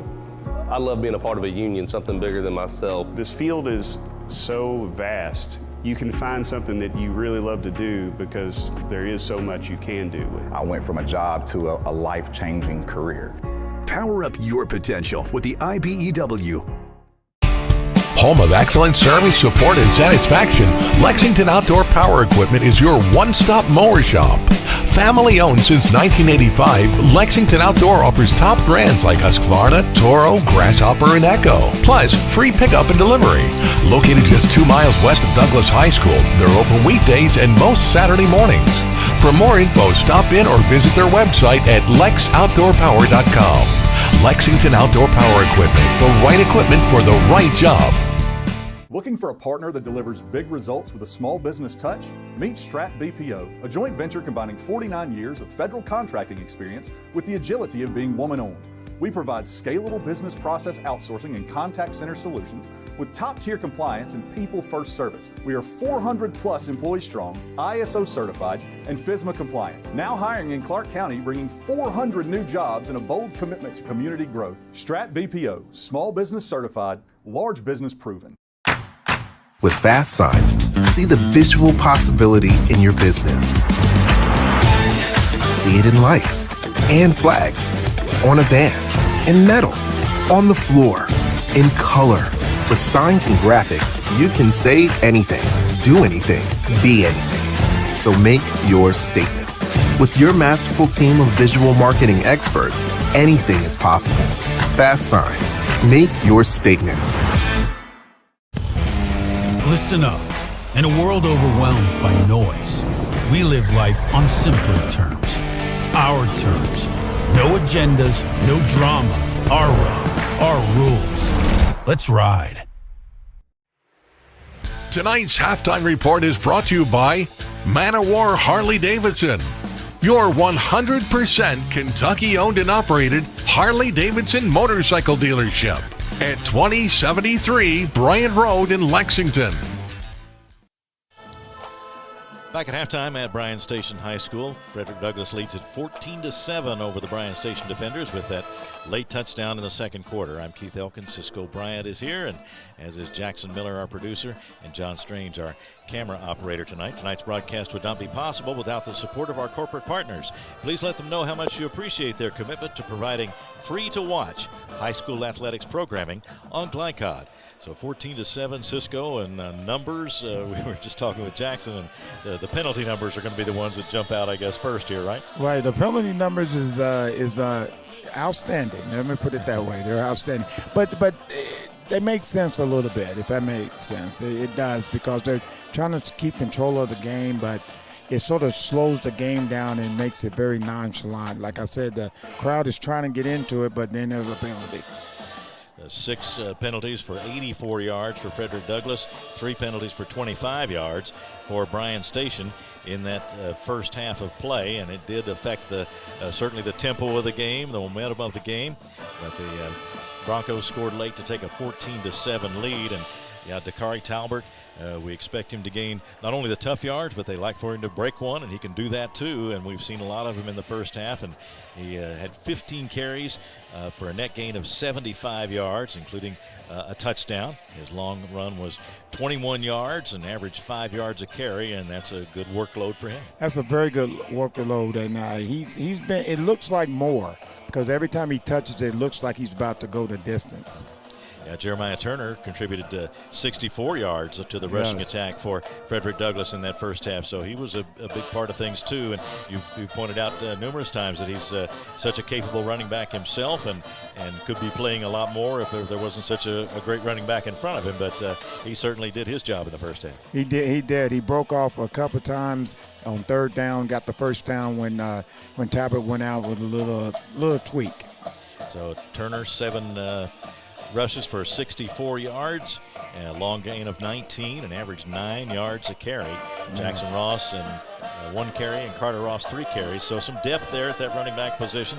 Jaden Guzman, the freshman quarterback, 6 of 11 for 82 yards and a touchdown, and a long gain of 37 yards for him in the first half. And the freshman quarterback looks pretty poised out there and is showing the talent too. Right, and that long pass was actually at the end that set up the touchdown run by Talbot. So that's confidence in your freshman quarterback to make that type of throw.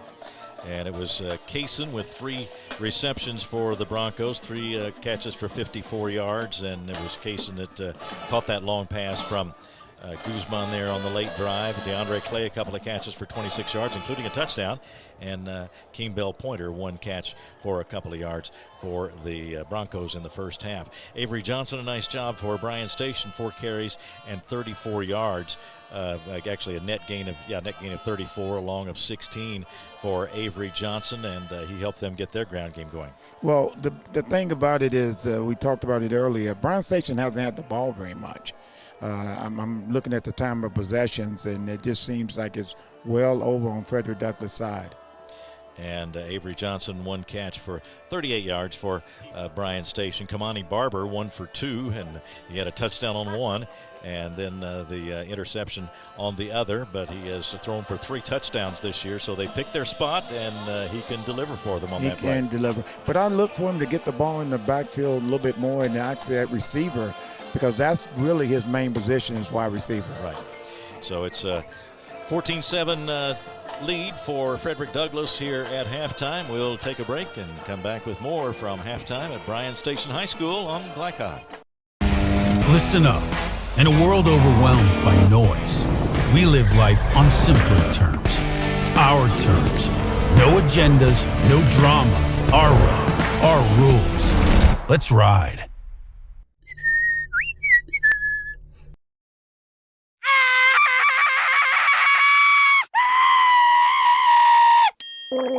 Leaves and other dirt and grime are no match against the experts at Sunshine Pools, your BioGuard dealer. Weekly service, computerized water testing, or just need advice. Our reputation has made us the company of choice for all your pool needs. Visit us today for a full line of BioGuard swimming pool products.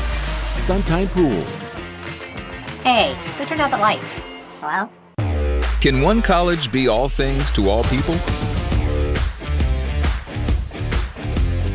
Bluegrass Community and Technical College can. Learn more at bluegrass.kctcs.edu. Here to hear what's on your mind. Take this time to talk and get it right. You know I'll be there all your life. When you need me, I'll be by your side. Little everyday conversations about the dangers of underage drinking can make a big difference in a child's life. Talk, they hear you. Proudly based in Jessamine County, R.J. Corman Railroad Group has been serving North America's railroad industry since 1973. Find out more by visiting rjcorman.com. For high-quality railroad service, it's R.J. Corman.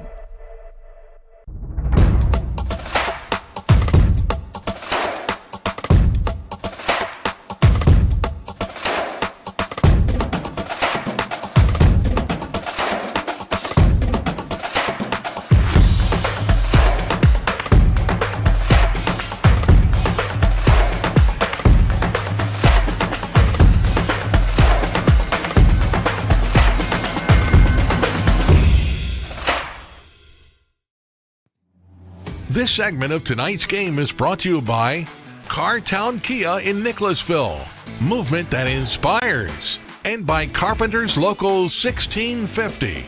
Build your winning career today. Halftime at Bryan Station with Frederick Douglass leading in this game by a score of 14-7. Late score in that second quarter, giving the Broncos the lead. Here's a look at the first half scoring summary presented by Carpenter's Local 1650. Build your winning career today. Visit carpenters.com for more information. Frederick Douglass got the scoring started tonight. 6:48 to go in the first quarter. DeAndre Clay caught a 20-yard pass from Jaden Guzman, and 7-0 was the score as Frederick Douglass took the lead. The 7-0 lead following the extra point. And then with 6:15 to go in the first, as Bryan Station answered very quickly, it was Avery Johnson catching the 38-yard pass from Kamani Barber. A little deception on the part of the defenders. Hannon added the extra point, and the one-play 38-yard drive tied the game at 7-7. And then with just 3 seconds left in the first half, Frederick Douglass's Dakari Talbert scored on a 1-yard run. That drive set up by the pass from Jaden Guzman to Terry Kaysen, and that set up the situation deep in Bryan Station territory, and the defenders eventually gave up this touchdown to Frederick Douglass. Dakari Talbert scoring on a 1-yard run, and we'll see how big that score is as we go into this second half. But Cisco, the plays that were executed for the touchdown, the nice catch by Clay and a nice throw from Guzman that got us started on the scoreboard tonight, and that was a well-executed play. Very executed play, and then we thought it was going to be a high-scoring game because they both struck so quickly. Mm-hmm. So, but with that, the defense settled in, which we both said they would, because their defense has been the assets, because that was the highlight that we talked about in the beginning of it, that both sides of the ball defensively, both teams on defense plays very well and gets stops when it matters. And the Bryan Station touchdown came on the play where Kamani Barber did the passing, and Avery Johnson was the receiver on that play. Now, Bryan Station has used that play before where Kamani Barber will throw it. We've talked about what a versatile athlete he is, and we saw that play. They ran it on a first down situation, and obviously they got the advantage that they wanted, and it went to Avery Johnson for the tying touchdown. Right, and like I said, both coaches are going in there and making an adjustment. I still say the biggest adjustment that Frederick Douglass is making, not the play, but the penalties. Frederick Douglass got to stop with the personal fouls and being a little bit too aggressive, if you will. But that's going to be the adjustment of who does the least thing wrong in the second half. And Dakari Talbert, the 1-yard run to close out the scoring in the first half, and Talbert put Douglas up by a count of 13-7. They added the extra point to make it 14-7. And Talbert, that's a great weapon to have when you get close to the goal line. Really anywhere on the field, but particularly there. Particularly there because he runs hard. He hits the hole hard. A couple of times he was doing Mr. Bell, the Pittsburgh Steelers, a couple of times. But when he's down there and it's 3rd and 1 or 3rd and 3, Talbert's going to hit the hole hard. And he did that time, and as a result, Frederick Douglass has a 14-7 lead as we get ready to start the third quarter here in just a few minutes at Bryan Station High School. So we'll take our final halftime break and come right back to Bryan Station in just a moment here on Glycon. Can one college be all things to all people? Bluegrass Community and Technical College can. Learn more at bluegrass.kctcs.edu. Donating plasma is an easy way to earn up to $600 a month as a new donor while saving lives. That's right. Every donation you make helps patients in need survive and thrive. Returning donors also see monthly bonus payouts and I Give Rewards points. Go to cslplasma.com to learn more about plasma donation. CSL Plasma. Good for you, great for life. Home of excellent service, support, and satisfaction, Lexington Outdoor Power Equipment is your one-stop mower shop. Family owned since 1985, Lexington Outdoor offers top brands like Husqvarna, Toro, Grasshopper, and Echo. Plus, free pickup and delivery. Located just 2 miles west of Douglas High School, they're open weekdays and most Saturday mornings. For more info, stop in or visit their website at lexoutdoorpower.com. Lexington Outdoor Power Equipment, the right equipment for the right job. We're big fans here in Kentucky of great savings at Cartown Kia. Score 1.9% financing on select new Kia models like 2026 Kia Sportage. Or win with 0% on 2025 Kia Sorento and Sportage. Our team is here for your team at Cartown Kia.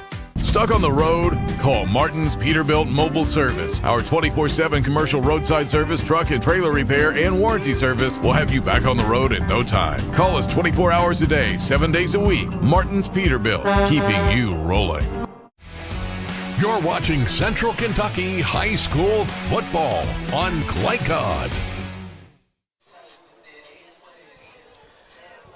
14-7 the score as we get set for the start of the second half here at Bryan Station tonight. And Cisco, you've had a chance to see, I know Douglas at least a couple of times, but we've talked a lot about their personnel. But in the other games that you've done this year, maybe some stars that people can look for as they follow Central Kentucky High School football. Anybody else leave an impression on you that you can quite a bit? There's quite a bit, and I think one of the ones that I'm more impressed with is Lafayette's quarterback.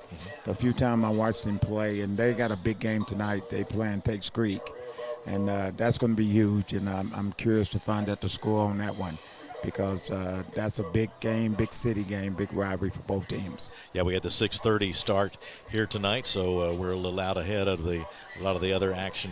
Well, high school that's football. A city school, so it'll start at 6:30. All right. So all Lexington city schools, when they play each other, are at 6:30.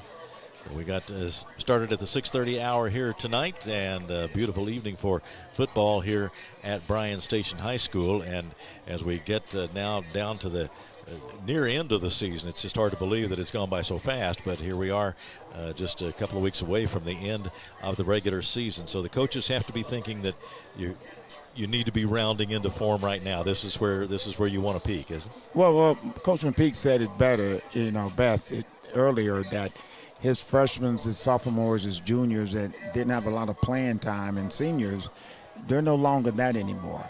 And it's the same thing with Haskins, because Coach Haskins had to get to learn his players, because they were senior heavy last year. So both coaching staff has done a very good job the first 3 games in filling out what they're doing, and then now winning 4 straight on both sides of the ball. Then they look crisp, getting ready for the playoffs.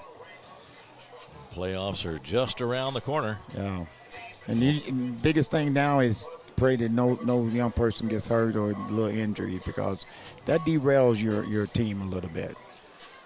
Yes, it does. And we saw Talbert go off the field a little bit gimpy, but then he's been able to come back and do what he does. So, well, whatever it is, it's actually affected him last game as well, because he ended up coming off the field last week as well. So we just hope that everybody's healthy, and it looks like that. Well, I can't tell. I thought the Bryan Station received the ball. Yeah. We'll get the second half kickoff here momentarily as the defenders trail by a touchdown. 2 quick scores at the start of the ball game. It was 7-7 at the 6:15 mark in the first quarter. Since then, only the touchdown late in the second. Well, okay, and that's what was confusing me, because they put the penalty that happened right before halftime, and so that's going to give Bryan Station pretty good, decent field position going on right now. Yeah, Douglas getting set to kick off from their own 25-yard line.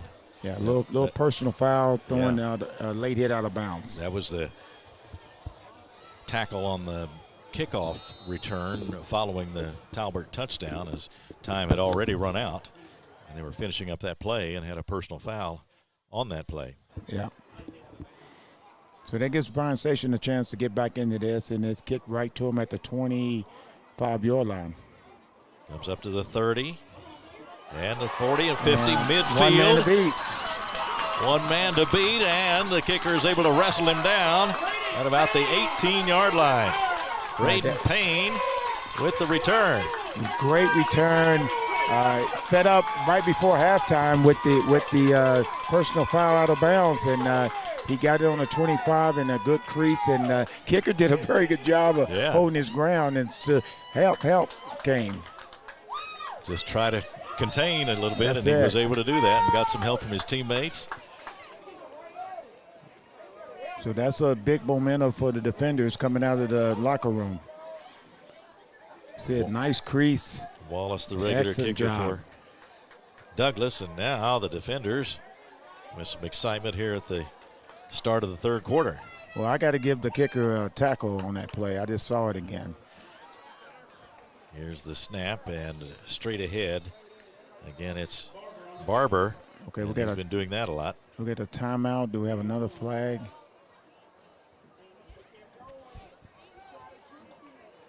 The clock stopped on a run play, so I figure it has to be a flag down, and it is. Looks like a legal formation, legal formation. So they'll step that off against Bryan Station.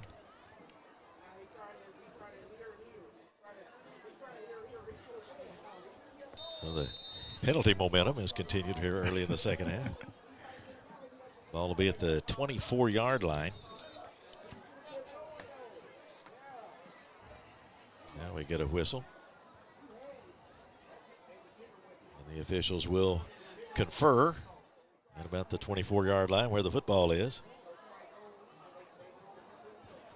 Well, it's a legal formation. It's only going to be 5 yards, so. That return by Payne, he showed some speed on that. Obviously, that's why he's back there as a return man, but he really opened it up. Long discussion. Continue to talk it over out there as the players stand and wait to see what happens next, as do we all. Both coaches are on there right at the edge as we watch again the kickoff return. Yeah, I have to give he's going to get a tackle on that play. Nice job, kicker. Well, we still haven't settled the penalty situation. We have a fourth official come in. Yeah. Okay. And the discussion continues. So this one here we taking go. some debate. Okay, nothing happened. All righty. That's play ball. Coach Haskins talking to an official, and I guess we're ready to go.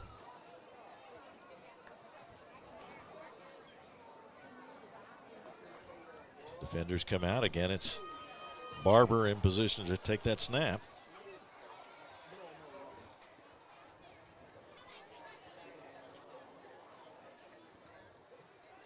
And the snap and the give to the left side. And that one stopped short.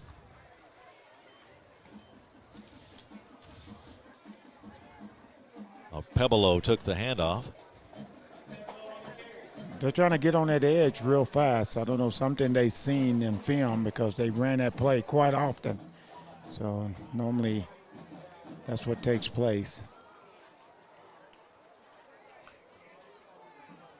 Barber continue to operate in effect as the quarterback.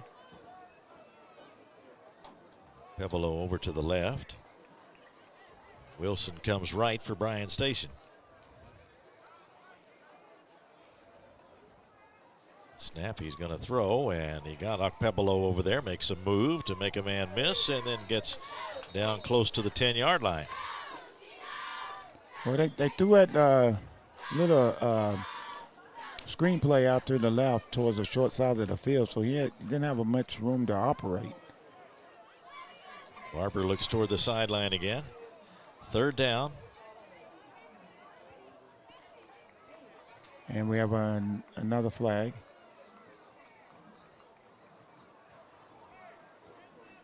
So we got to come to a stop here. Yeah, a block in the back.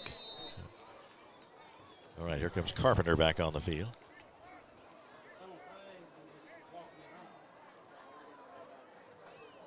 Now it's second down play.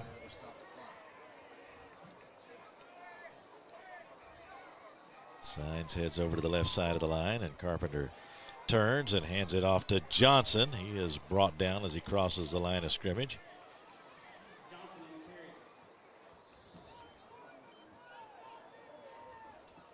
And that was Nelson Iraquiza on the tackle that time for Frederick Douglass. Clock running, about 9.5 minutes to go, third quarter. Bryan Station driving for what could be a tying touchdown. Carpenter waits for the snap now. Barber crosses in front of him.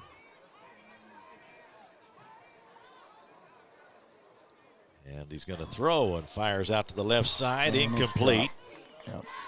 He's going for Wilson out there.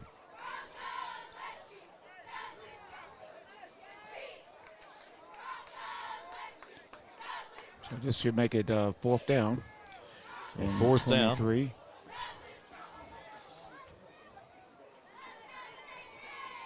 Fourth down for the defenders.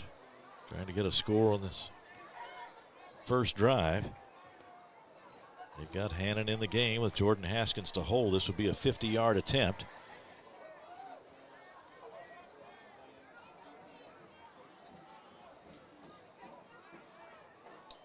The snap and the kick, and it is blocked.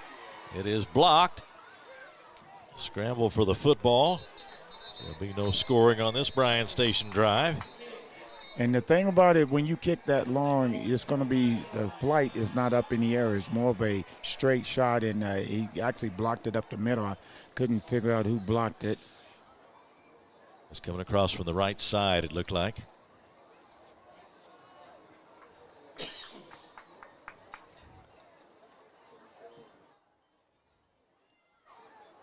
No, he got it from the outside. It was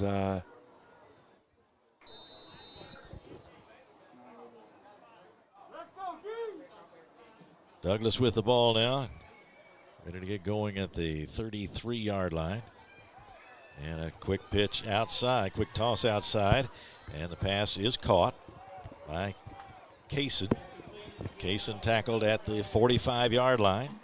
Kaysen's a big weapon. He really is. He's keeps the momentum going and keeps you steady. Terry Kaysen, 23 catches, 231 yards coming into tonight's game. First down at the 45. There is Talbert. Hits into the hole quickly and gets up near midfield, maybe across midfield. Deshaun Smothers in there on the tackle for Bryan Station, and so was Bojang. Well, a couple of penalties on that long kickoff of the defenders hurt them, got them behind the chains, and a field goal that was blocked. So now Frederick Douglass is feeling the momentum on 2nd and 5. A 2nd down and 5 for the Broncos. Ball at midfield. The snap and the give to Talbert. Got some room this time. Gone. Breaks it, and he is at the 20, 15, 10, 5. Touchdown for Talbert. He hit it. He hit the hole. Very good job. And big touchdown for Frederick Douglass. A touchdown by Talbert, a run of 50 yards, and always a threat to break it. We've seen him get the power yards tonight, but knew that he was always a threat to break a long one, and there he was. Right. Said before, every time he gets the ball, it just looks like that he's about to go the distance, and that time he did. Wallace on to try the extra point.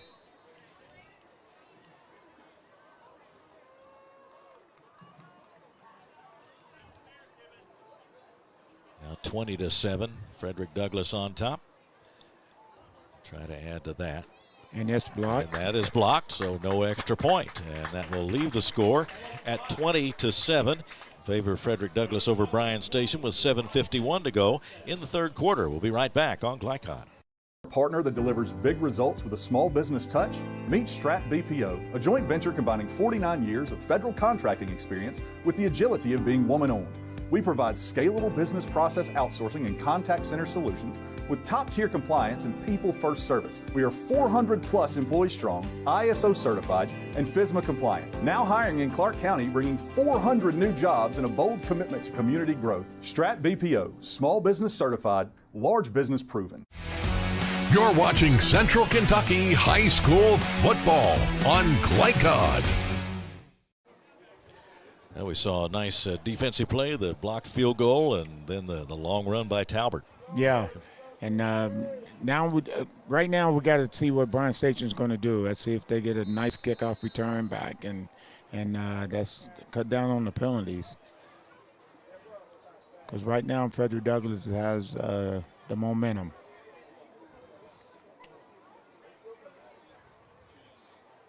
Wallace approaches the ball.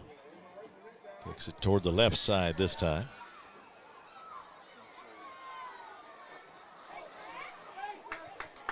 Finally, they're able to corral the ball carrier and push him back, and that was. And we got a flag down, Barber. looks like a face mask. So that's 15 yards from the spot. So yet another penalty.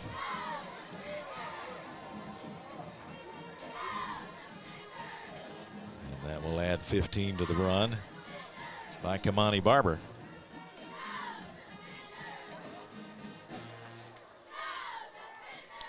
Face mask on 23. 23, I believe, is Higgins. Higgins, Yeah. yes. Thank you.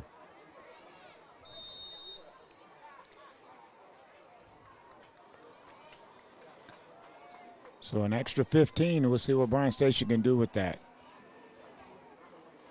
Well, just over the 40-yard line. Carpenter turns, hands it off. Montgomery tries to hit into the left side, and it a looks like he scramble for fumbled. the football. A lot Let's of jumping. see who got that one. They had attracted a big crowd in a hurry. Frederick Douglass is pointing their way, but we got to wait for the official to say it. Haven't seen a sign yet. Well, Frederick Douglass is holding the football, but he's going to say second down. Bryan Station retains possession.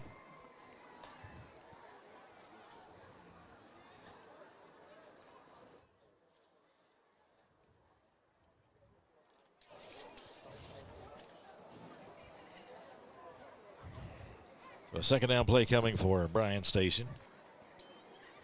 Ball spotted just between the 39 and 40. Defender territory. They send Wilson to the left at the top of your screen. Carpenter takes it and gives it off to his running back. And again, a big gathering of Broncos. And another flag. Another flag. Johnson, the ball carrier. So we'll see what this one's about. Personal foul, face mask. Oh, another face mask penalty.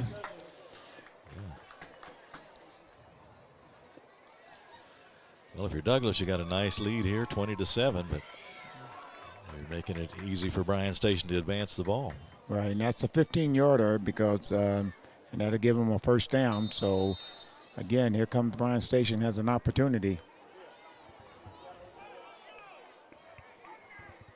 Now they're at the 44 in Frederick Douglass territory. Carpenter waits for the snap. Johnson to his right. And he's looking to throw. Now he's going to have to run with it. And gets some room outside. Goes down the left sideline and then out of bounds. But they have a first down. Carpenter, very good job. He was actually trying to do a pump and go down here at the bottom. And held on to it. Great decision making. Very good decision making. Got enough for another first down for the defenders. all the way down to the 33-yard line. C.J. Carpenter with the run for the first down. Yeah, that got the Bryan Station crowd into it a little bit. Let's see if they can keep that momentum going. Yeah, Bryan Station needs something here, down by 13 now.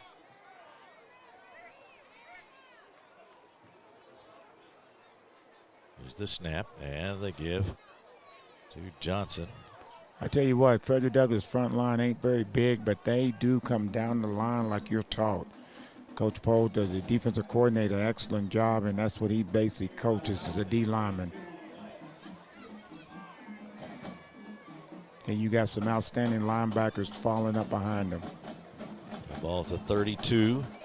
2nd and 9 now for Bryan Station. Under 6 minutes to go, third quarter. Got to give it to your big play guy and let him make a play for you. Frederick Douglass look like they're in man now. There's the snap, and the give again to Young, and he finds room along the right side and hits into the right side of the line. A nice gain. Enough for a first down. Enough for a first down. The momentum is now shifting. Young, 5'9", 5'7", 197, a junior, 14 carries, 61 yards, and 4 touchdowns on the season coming into tonight's game. Yeah, they got a host of running backs in that stable over there at Bryan Station. So, a first down play coming from the 20. Got a running back on either side of the quarterback, Carpenter. Wilson out wide left. And the snap and the fake to Young this time, and that one overthrown. He was going for Wilson, and that one also was in the sights of the defender that time, Keenan Banther. Well, I'm pretty sure he's very happy that was overthrown, because if that was a good pass, that was a pick six going the other way. Yeah, Banther had that one he read and he was ready to take off, and nothing but open field in front of him. Very much so. The ball remains at the 20.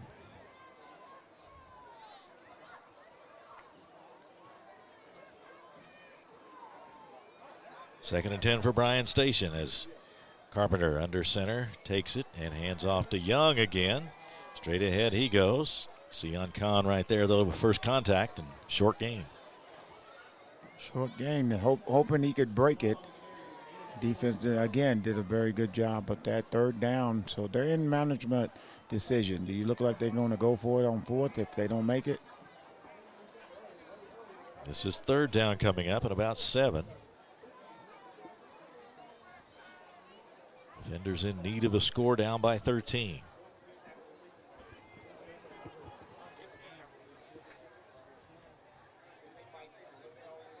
Carpenter takes it, turns, fakes, and rolls out to his left. Khan is after him. Now he fires into the end zone, and it is incomplete. Banther on the defense out there. That Very was good. Signs. Very good play Intended receiver. calling. Very good play calling right there. Rolled him out there, tried to give him time to have an opportunity to hit his receiver. He just overthrew him just a little bit, but very good play calling, and can't tell if it looks like he's going for a field goal. Hannon is on the field. Yes. Veteran place kicker.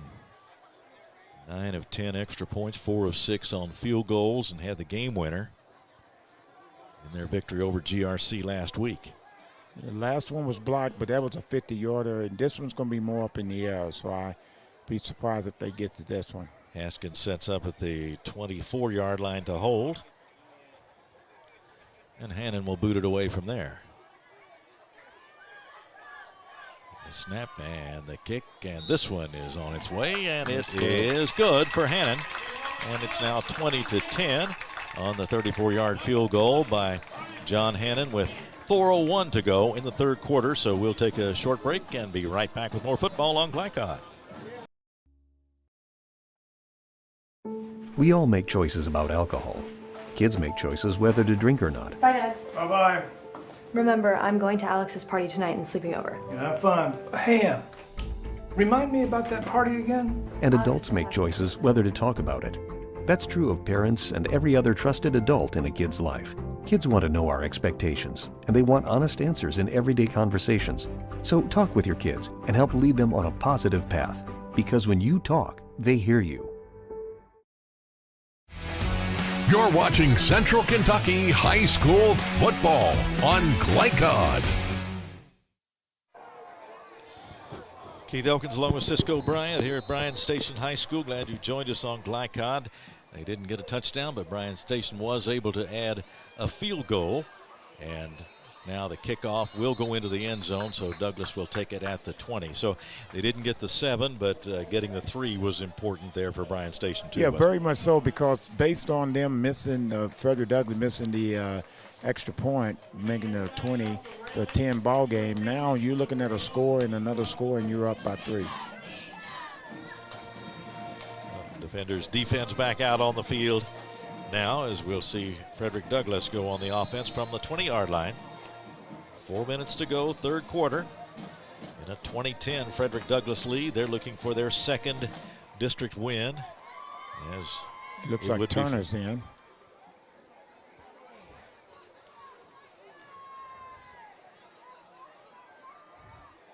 And the snap to Guzman. He fakes to Turner and tosses it right over the middle to Kaysen.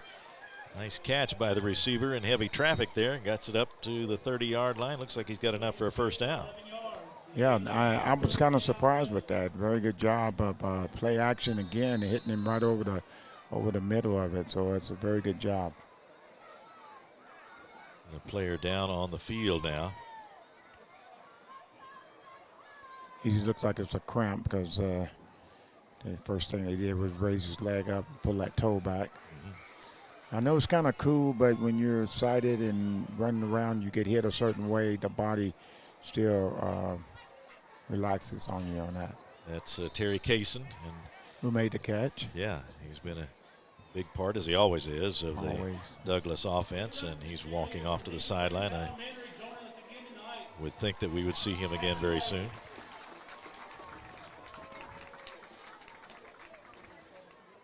So first down after the catch by Kaysen, and now Frederick Douglass goes on the offense with the 1st and 10.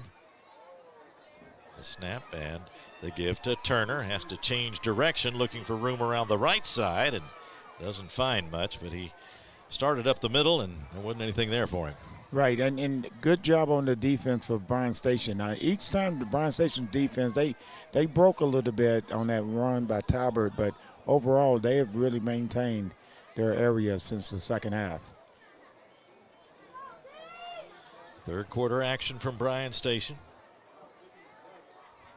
Douglas sends John out to the left. Had to back up a couple of steps before taking his position out there. And there is Turner again. Looks like he's very close to a first down, but he's a little short. Up across the 40. And to get to the 41. He'll be very close. But not quite there. Third down. Again, they said John out to the left, but third down and very short. Guzman just hands it to Turner. He stops and looks for a little extra space as he goes outside. He's got the first down. A good hard run by Turner. Very good hard run. Got the first down yardage.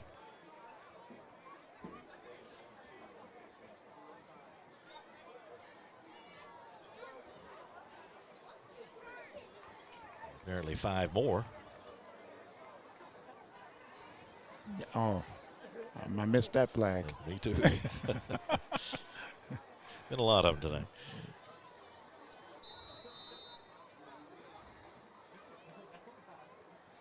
Now the snap they give to Talbert, who's back in, and he's up across midfield and heading toward the 45. Didn't quite get there, but a good gain for Dakari Talbert.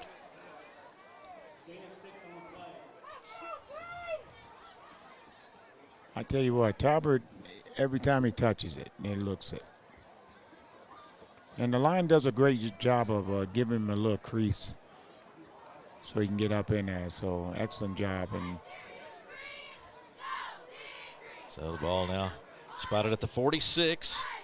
Second down and 4, maybe 5 to go. And Talbert breaks through this time. Brought down in the secondary, but another good gain for Dakari Talbert. So Marion Williams there. First down for Frederick Douglass.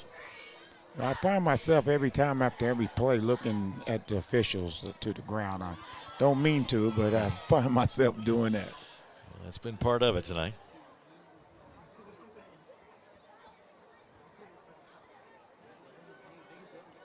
Frederick Douglass sends Stewart to the left, along with Kaysen, who's back in there. Now the snap and the give to Turner. It's into the right side of the line, gets down to about the 45-yard line, 35-yard line.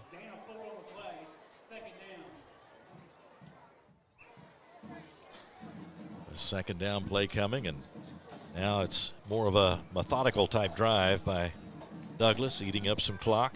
Yep. And that's not bad for Frederick Douglass' offense. After Bryan Station gets the field goal, gets a little momentum, they're trying to just slow the game down and take control of it again. Second down 7, and they give it to Turner. Nice spin move, gets him a few additional yards, and now he's still battling for more, and down close to a first down. Yeah, he was hit in the backfield, got him off of him, and then kept battling and moving his feet to put it up at 3rd and 1 or 2nd and 1. And that should be the last play of the third quarter. Yeah, clock running down now with 20 seconds showing. It'll be a third down play, and maybe a yard and a half to go for the first down. The ball near the 30-yard line in Bryan Station territory, and they're going to let things run out here at the end of the third quarter, and we'll be right back with the start of the fourth quarter in just a moment. It's 20-10. It is Frederick Douglass in the lead over Bryan Station. We'll be right back with more Central Kentucky High School football on Glycon. Can one college be all things to all people? Bluegrass Community and Technical College can. Learn more at bluegrass.kctcs.edu. Need a tow? Martin's Peterbilt Towing Service is here 24/7. Based in London and Pikeville, we will travel to you. Commercial trucks and trailers, no job too big. Call us 24 hours a day, 7 days a week. Martin's Peterbilt, keeping you rolling.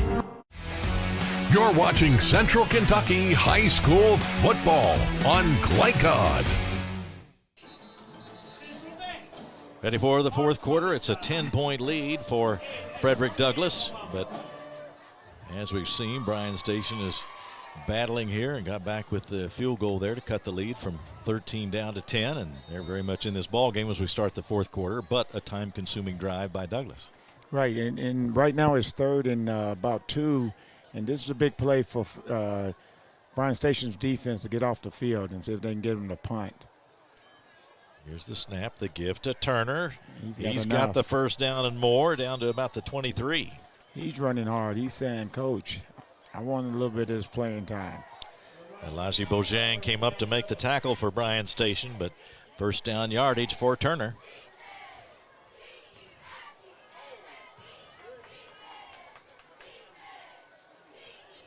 So 1st and 10 Broncos. And we'll call it the 24-yard line. Yep.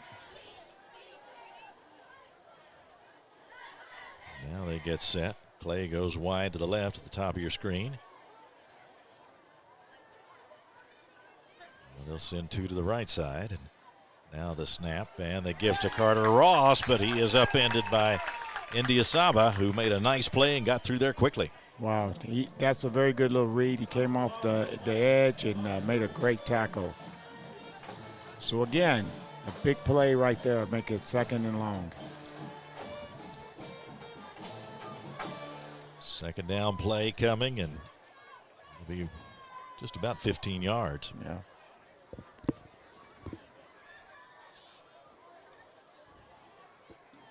See what Douglass comes up with on the 2nd and 15.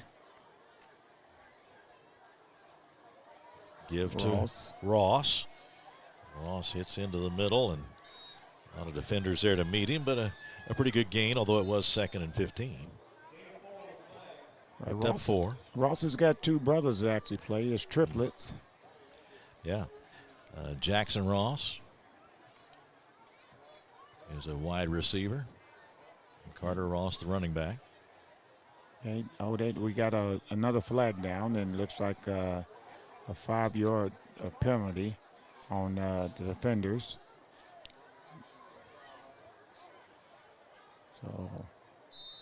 So it was probably a face mask, a 5-yard at the end of the play because he added on 5 extra yards. So that makes it 3rd and 3, 3rd and 4.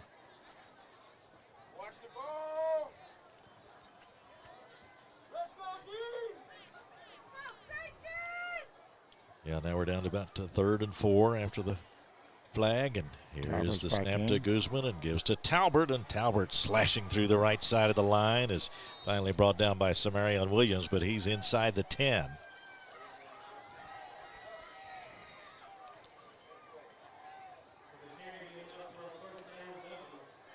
Another first down for Frederick Douglass. It just seems like they don't have any answer to stop Talbert every single time. The defense is coming up. The line is doing a very good job of giving him a crease, and he's just running hard. And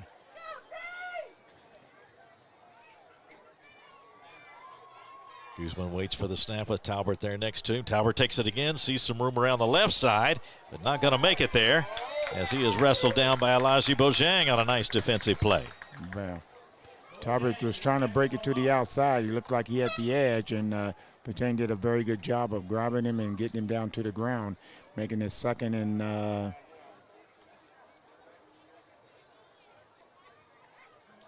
they're at the 12. They had a 2nd and goal. Yeah, 2nd and goal. Okay, the sticks are still standing up. Normally you drop them. Yeah, it's 2nd and goal from the 14. 14 now. Snap and the handoff to Talbert. He's and met. Again, he is met hard on that left side. Ethan Thomas among the Bryan Station players there. India Saba was there too. Well, that's that defense we talked about earlier. They got some pretty good guys over on that side, and they're trying to get off this field and with a big stop themselves. Now this is a huge drive here. If Douglass is able to put up a score here, that would go a long way toward nailing it down. We do have 8.5 minutes to go. Still a lot of time, like you said. Big play right here, 3rd and goal. Third and goal from the 13-yard line for Frederick Douglass. Yeah, the official finally told him to drop the sticks because that was confusing me as well. The snap, and he wants to throw this time. Wide Fires open. it into the end zone. That's a touchdown. A little play action right down the middle again, and it was Talbert who caught the pass. Yeah. So Talbert on the receiving end. And it's a touchdown for Frederick Douglass, makes it 26-10, and that's a big score. Big score. Here's Wallace into the game to attempt the extra point. Guzman to hold. Kick is on its way. And it's good. And it is good. So 27-10 is the score following the pass from Guzman to Talbert, and it's a 17-point lead for Frederick Douglass. We'll be right back on Glycon. Home of excellent service, support, and satisfaction, Lexington Outdoor Power Equipment is your one-stop mower shop. Family owned since 1985, Lexington Outdoor offers top brands like Husqvarna, Toro, Grasshopper, and Echo. Plus, free pickup and delivery. Located just 2 miles west of Douglas High School, they're open weekdays and most Saturday mornings. For more info, stop in or visit their website at lexoutdoorpower.com. Lexington Outdoor Power Equipment, the right equipment for the right job. You're watching Central Kentucky High School football on Glycon.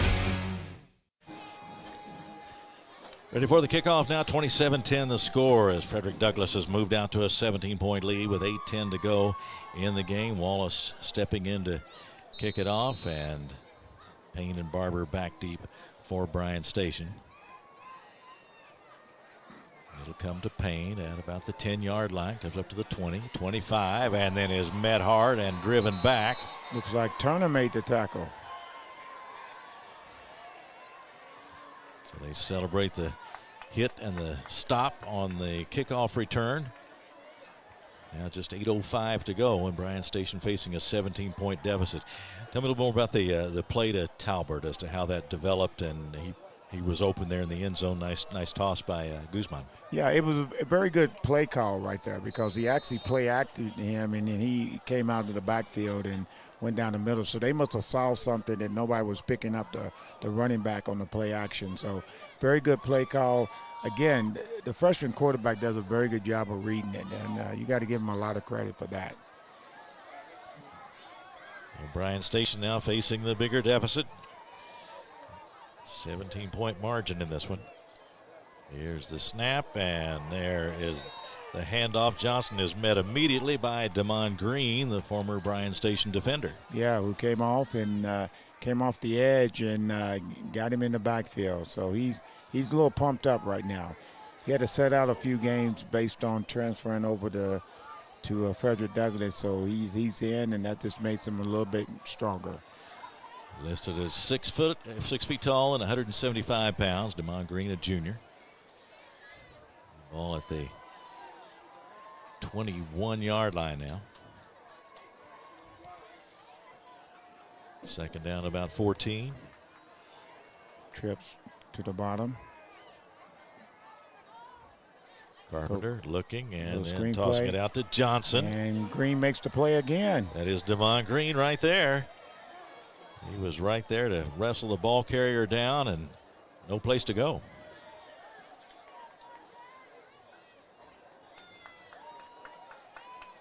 Very good play by Green. Back-to-back plays. Put him behind the sticks pretty far. Yeah, it's third down now, and they'll spot this one at the 17-yard line. Got to get to the 34.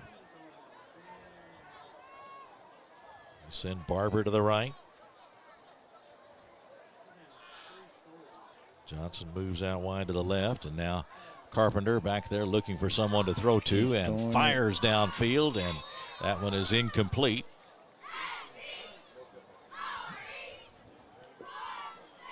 So he's going for Wilson there, but couldn't make connections, and now a fourth down play coming for Bryan Station. And they're set to punt. And it looked like, again, Frederick Douglass, to me, this game has played a lot more zone than I've seen him play. And it's worked out for him very well. Hannon in the ball game to do the punting. Kahn and Turner back there for Frederick Douglass on the return. Yeah, the whistle blows, and here come the flags before they can get Offsides the punt away. against Frederick Douglass. Must have lined up in the neutral zone. A step off 5, but they needed a lot more than that for a first down, so they'll remain in punt formation.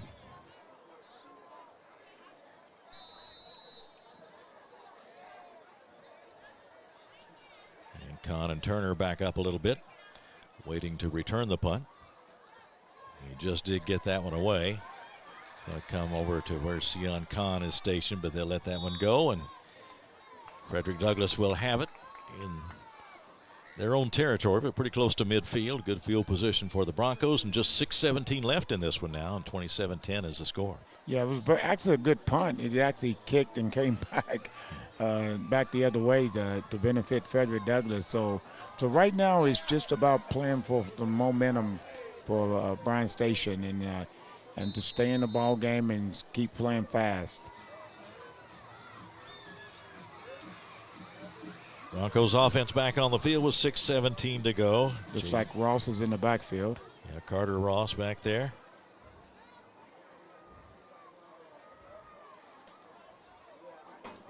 And he takes the handoff from Guzman, and it's crowded in the middle and not much room for the ball carrier. Raymond Young in there among those driving him back.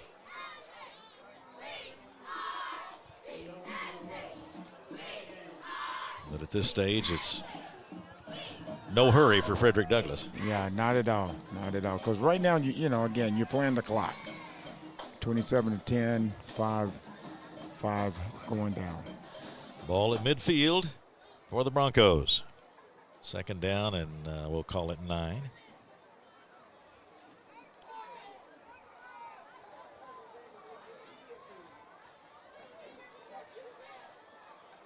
Guzman takes it, hands it off, and again stopped this time short of the line of scrimmage.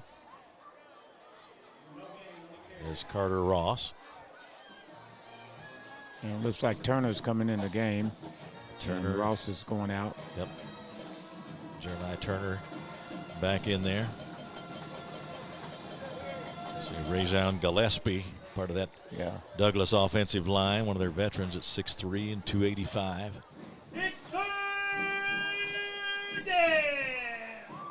Well, third down and nearly 10 yards to go.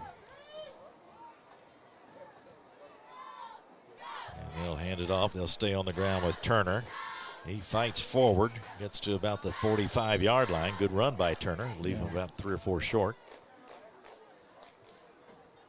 And they're going to stay on the field, it looks like. Going to try to get the first down. We mentioned Gillespie. We probably should mention a few other of those offensive linemen, shouldn't we? Fields and Rogers, Xavier Carter. Mentioned Jackson Ross's name earlier. Brady Ross is the third Ross, the backup quarterback. Yep.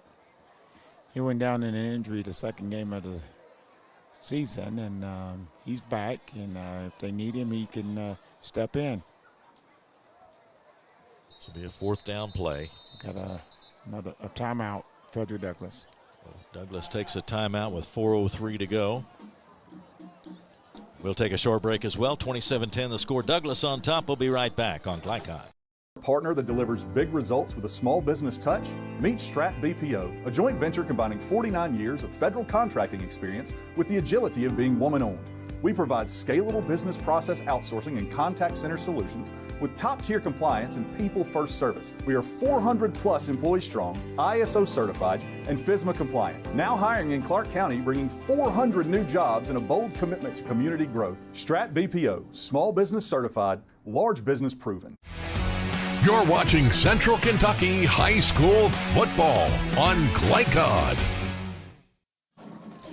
Just 4:03 to go in this one. The timeout called by Douglass as they have a 4th and 4 situation at midfield. Actually, the 45-yard line near midfield. They're in Bryan Station territory. So they're actually going to punt it.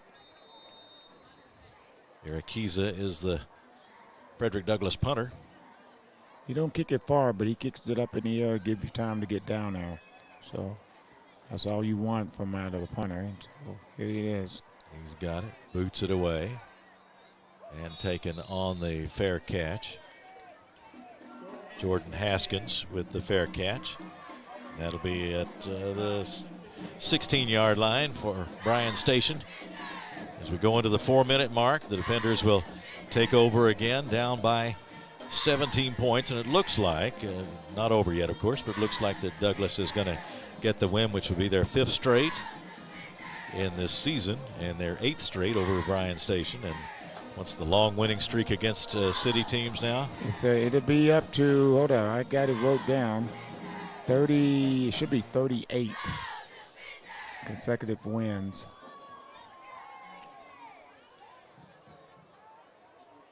So defenders' offense back on the field.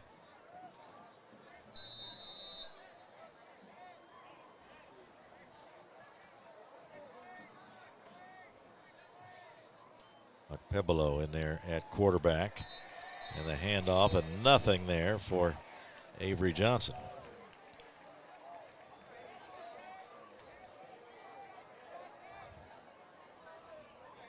So they shut that down right away. Yeah, Frederick Douglass defense is still playing with a lot of enthusiasm.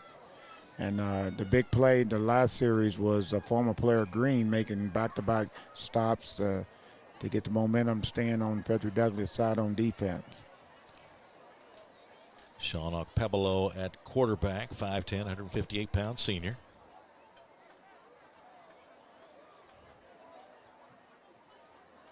And Johnson there beside him. And he turns and hands it to Johnson, looking for a hole.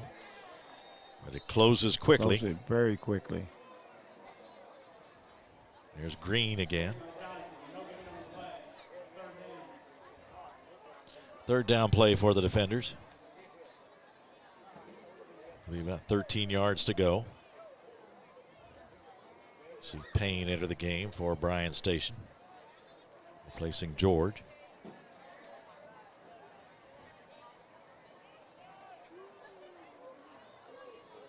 It's been a slow-paced game. It has. Seen a lot of flags tonight.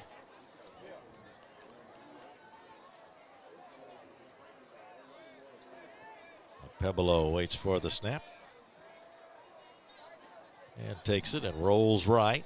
He's in some trouble. Almost got tackled back there and finally fires downfield. Good job of getting out of the grass. And another flag's down. Flag is down.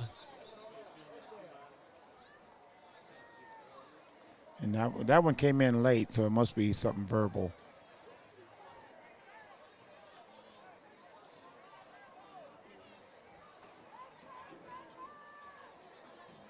So we'll see. On the penalty, we've been doing a lot of waiting and seeing tonight. Tyler Crutcher was the receiver on that last play. Unsportsmanlike conduct against Frederick Douglass. So that's a 15-yard penalty. And that results is a 1st down. That comes with 2:13 to go.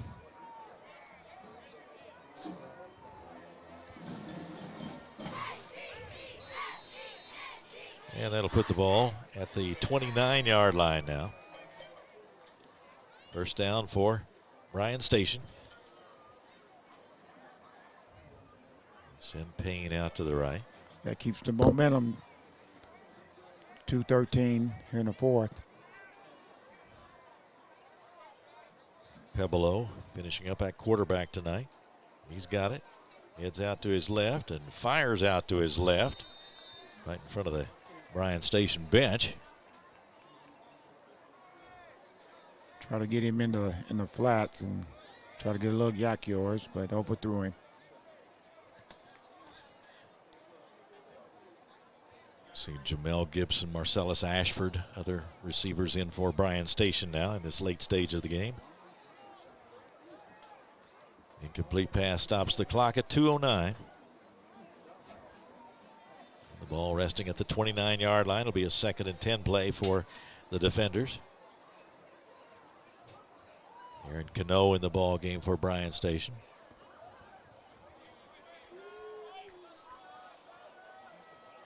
Ashford heads over to the right side.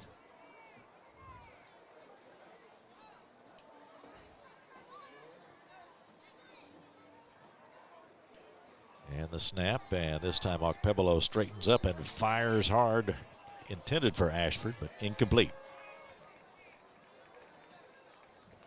That'll stop it with 2:05 to go.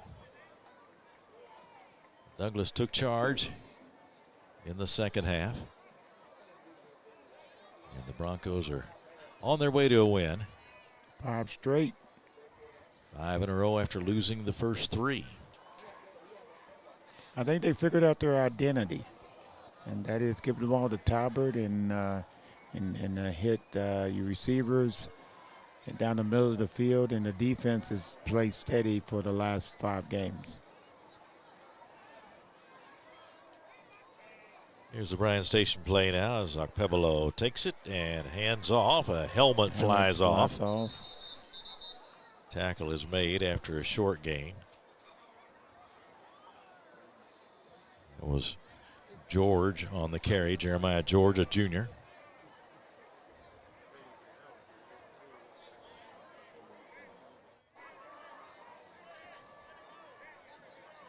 So the ball now at the 30 or at the 26-yard line.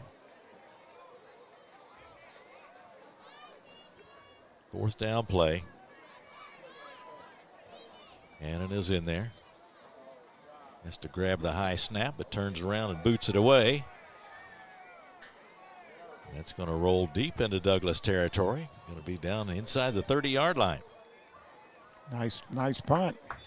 Nice punt after the spin. Had to make the spin move after bringing the high snap down. Well, I had the mindset. I thought he was about to fake it, but I guess it was based on the way the ball was snapped. So the Douglas offense comes back out to try to wrap this thing up. 27-10.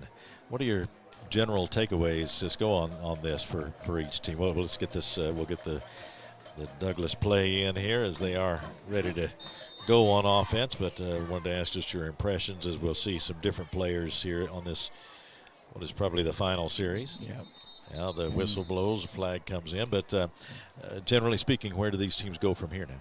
Well, I think with Frederick Douglass, the biggest thing for them is they did their plan, and it worked. A few things went wrong for Bryan Station. They were staying on their plan, and it didn't work. But again, a lot of teams is not going to be as well balanced as Frederick Douglass as Bryan Station plays them. So both teams are still in a good shape for the district and good shape for the playoffs. And the play goes straight ahead. Short gain for Frederick Douglass. And just finish up on Bryan Station.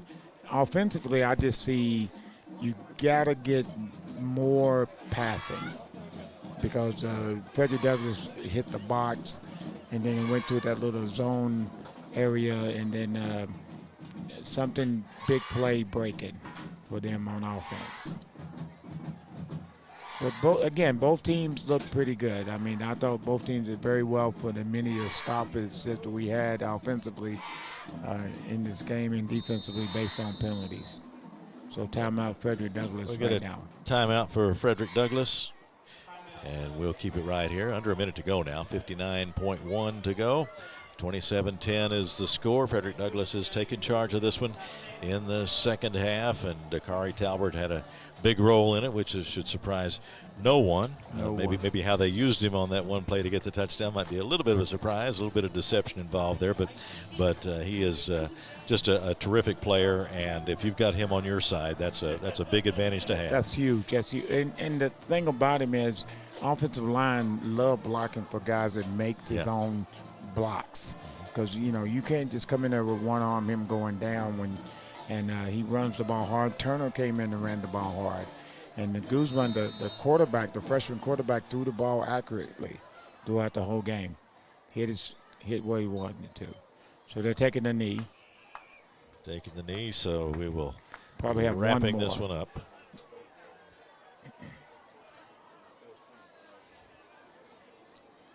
But I am very impressed with Frederick Douglass, freshman quarterback. When he does throw it, they put him in position for him to be successful, and he rises to the occasion. He's getting better and better each week. Jaden Guzman is the freshman quarterback who is doing so well for Frederick Douglass, and we just see him improve week after week, and that one should do it. 20 seconds to go and the clock running. It's going to be a 27-10 win for Frederick Douglass tonight over Bryan Station here at Bryan Station High School. They had a good ball game. The Broncos stretched out a little bit here in the fourth quarter, in the second half, but again, a competitive game in this very, very tough district tonight, Cisco. Very much. Very competitive game. The score, got pushed out a little bit at the end, but both teams played hard. Both teams, I thought, played with a lot of enthusiasm.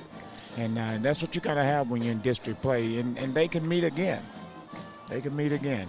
They very well could. And the advantage to Frederick Douglass tonight, though, as they win it 27-10. Frederick Douglass over Bryan Station tonight. We'll be back with more in just a moment on Glycon. Listen up. In a world overwhelmed by noise, we live life on simpler terms. Our terms. No agendas, no drama. Our road, our rules. Let's ride. For any of your window, door, and siding needs, contact the team at Elite Building Products. Their factory-certified, licensed, and insured contractors have been installing energy-efficient windows and doors for over 30 years. They also offer energy tax credits and military veteran discounts. Locally owned and open weekdays at 242 Wilson Drive, just off of the 27 bypass. For a free estimate, call 859-887-2440. Elite Building Products.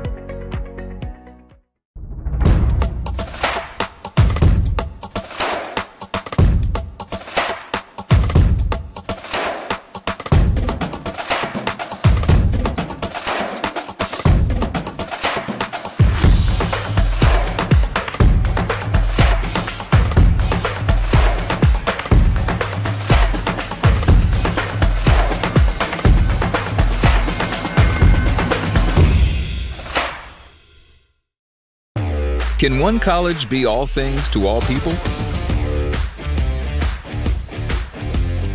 Bluegrass Community and Technical College can.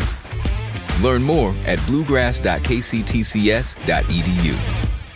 Stuck on the road? Call Martin's Peterbilt Mobile Service. Our 24/7 commercial roadside service, truck and trailer repair, and warranty service will have you back on the road in no time. Call us 24 hours a day, 7 days a week. Martin's Peterbilt, keeping you rolling.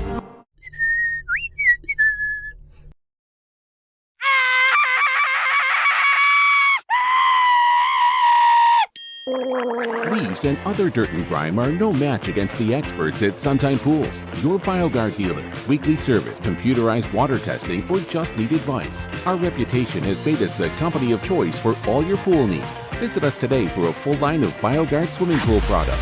Suntime Pools. Hey, who turned out the lights? Hello? Drive with the confidence and security of a pre-owned Kia from Cartown Kia. This incredible certification package is loaded with a 5-year, 60,000-mile bumper-to-bumper warranty, a 10-year, 100,000-mile powertrain warranty, 10 years of national roadside assistance, and 2 years of free maintenance. Choose from over 70 certified pre-owned Kias or over 1,000 vehicles of all makes and models. It's new car driving at used cars prices with certified pre-owned Kias from CartownKiaUSA.com. Tonight's post-game recap is brought to you by Cartown Kia, your dealership for unmatched design, performance, and savings at 3120 Lexington Road in Nicholasville. Visit them online at CartownKiaUSA.com. Back at Bryan Station High School, Frederick Douglass, the winner tonight, 27-10 over the host defenders, and Keith Elkins along with Cisco Bryant with you for the game tonight, along with Jackson Miller, our producer, and John Strange is our camera operator tonight. And Cisco, we were briefly reviewing things before, but this one was tight at halftime, and was anybody's ball game moving into that third quarter, and it was Frederick Douglass that took charge. With a player like Talbert, you always feel like they're knocking on the door, and sometimes it takes halftime or three quarters for things to begin to happen, but in this case, Douglass did pull away. Well, I thought the biggest thing is that got the momentum was right before halftime. 37-yard, 31-yard pass reception. Talbot took it in. Mo went 100%, excuse me, toward Frederick Douglass, and they brought it back on the field in the third quarter. And, of course, like you said, Talbot is he's special. He is definitely special, and he's getting his touches. So Douglass gets its 5th win of the year. They go to 5-3. Bryan Station's record now even at 4-4 on the season. Douglass will now take on GRC next week. I think we'll be there for that one. It's on Friday the 24th. That's where the next one is for Frederick Douglass, and they have got things going now with the 5-3 record and 5 straight wins. And we'll try to get some post-game numbers if we can before we leave you here tonight. But this game started with the scoring by Frederick Douglass, DeAndre Clay. Nice pass play from Jaden Guzman, a 20-yard pass play. They got the extra point to take the lead with 6:48 to go in the first quarter. 7-0 was the score at that time. And then with 6:15 to go, it was Bryan Station answering with Avery Johnson making the catch on the 38-yard pass from Kamani Barber. And that's a pass that the defenders have been able to use very effectively this year. Kamani Barber struck again tonight. Yes, he did. And again, he's one of those guys, and when you look at the stats, you'll be like, oh, he did this, he did that. And he's an amazing player, and just enjoy watching him play. So Barber tonight, another good night for Bryan Station, and that made it 7-7 after the extra point. And then a big score tonight was that one right before halftime, as you mentioned, the play from Guzman to Kaysen, I believe it was, that made the catch on the 37-yard gain. And then eventually you get to the 1-yard line, Dakari Talbert's in your backfield. That's probably who ought to get the football, right? Well, if you don't get the football, then we're going to question that offensive coordinator and the head coach. So you give it to your guy. You leave no doubt. You leave no doubt and see if they can stop him. Then he had that big run in the third quarter that actually pushed it out as well.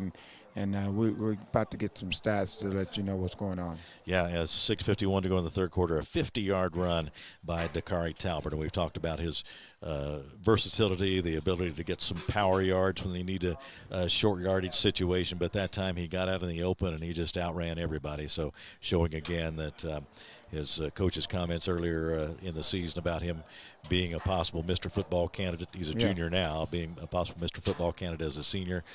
Certainly seems like he's right in line with that. Oh, he is. And then he also caught a touchdown pass. So his ability to come out of the backfield and catch the ball is tremendously versatile athlete that he is. And also he's a pretty good basketball player as well. Yeah. Let me throw that in.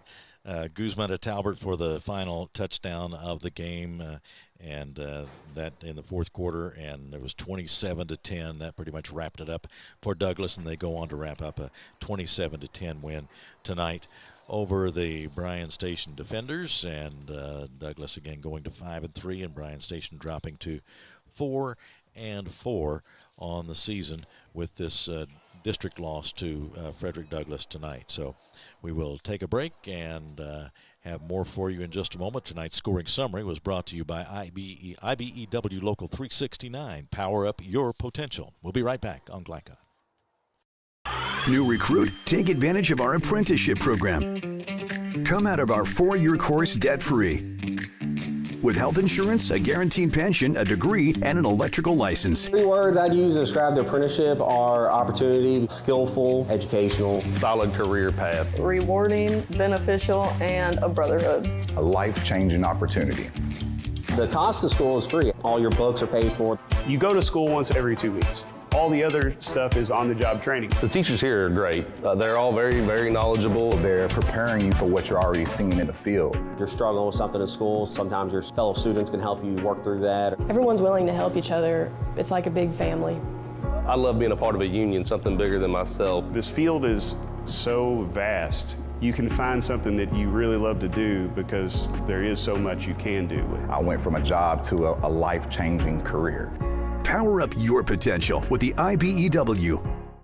We're big fans here in Kentucky of great savings at Cartown Kia. Start the season with a win with savings on an incredible lineup of hot new Kias. Like 2025 Kia Sorento, just $269 a month or buy for 0% financing. Or drive home a new 2025 Kia Seltos, just $209 a month. And win big on hot new 2025 Kia K4. Yours for just $169 a month. $169 a month. Our team is here for your team at Cartown Kia and CartownKiaUSA.com.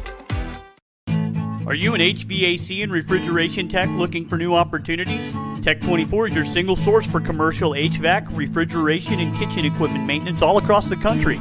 We have exciting career opportunities with great pay and benefits in your area. To learn more, contact Brad at 864-549-8344 and check us out on the web at mytech24.com. 864-549-8344.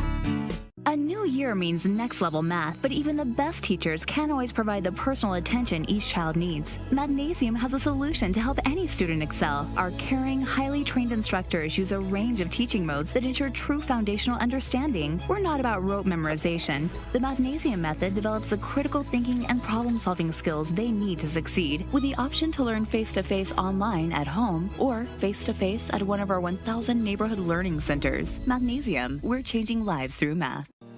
Research has shown high school sports to be a great community influence. Join scores of local businesses that have partnered with Glycon in sponsoring live, hometown-oriented sports programming on our video and social media platforms. For more information, email info@glycon.com. Can one college be all things to all people? Bluegrass Community and Technical College can.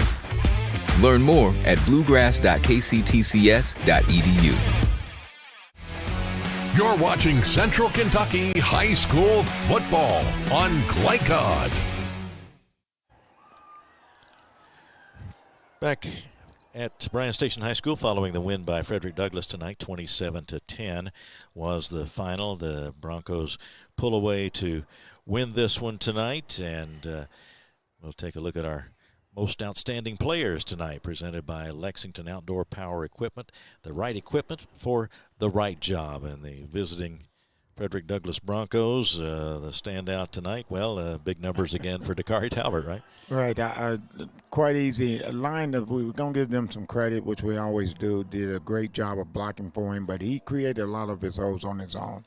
And then he caught a pass out of the backfield and scored. So he definitely the MVP for Frederick Douglass. Yeah, 22 carries, a net gain of 159 yards, 2 touchdowns, a long run of 50 yards. That one went for a touchdown, average 7.2 yards per carry. Turner backed him up with 6.9 yards per carry, 14 carries, 96 yards. So Jeremiah Turner, also a good night for Frederick Douglass, but our outstanding player is Dakari Talbert with the 159 yards rushing tonight. In fact, the rushing yard is 276-59 in favor of Frederick Douglass over Bryan Station tonight. And so the outstanding player for Douglass is Dakari Talbert. Now for Bryan Station, we elected to go to the defensive side with Elijah Bojang. Yeah, I thought he did a good job of making a lot of solo tackles and coming up and staying in his area. So he had an excellent defensive side of the ball.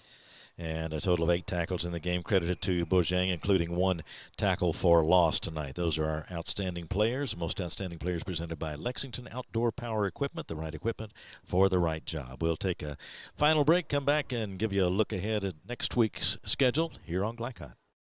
Home of excellent service, support, and satisfaction, Lexington Outdoor Power Equipment is your one-stop mower shop. Family owned since 1985, Lexington Outdoor offers top brands like Husqvarna, Toro, Grasshopper, and Echo. Plus, free pickup and delivery. Located just 2 miles west of Douglass High School, they're open weekdays and most Saturday mornings. For more info, stop in or visit their website at lexoutdoorpower.com. Lexington Outdoor Power Equipment, the right equipment for the right job. Listen up. In a world overwhelmed by noise, we live life on simpler terms. Our terms. No agendas, no drama. Our road, our rules. Let's ride. Central Kentucky Driving School is raising the bar in driver education because the safety of their students is too important for anything less. Offering driver training for teens and adults, Central Kentucky Driving School will equip you with the skills needed to become a safe and confident driver. A proud community partner, Central Kentucky Driving School invests in their students and families and guides you every step of the way. For more information, give them a call at 859-538-7775 or visit drivecky.com. For any of your window, door, and siding needs, contact the team at Elite Building Products. Their factory-certified, licensed, and insured contractors have been installing energy-efficient windows and doors for over 30 years. They also offer energy tax credits and military veteran discounts. Locally owned and open weekdays at 242 Wilson Drive, just off of the 27 bypass. For a free estimate, call 859-887-2440. Elite Building Products.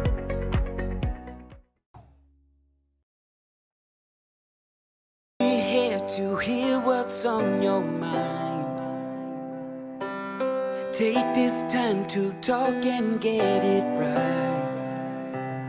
You know I'll be there all your life. When you need me, I'll be by your side. Little everyday conversations about the dangers of underage drinking can make a big difference in a child's life. Talk, they hear you.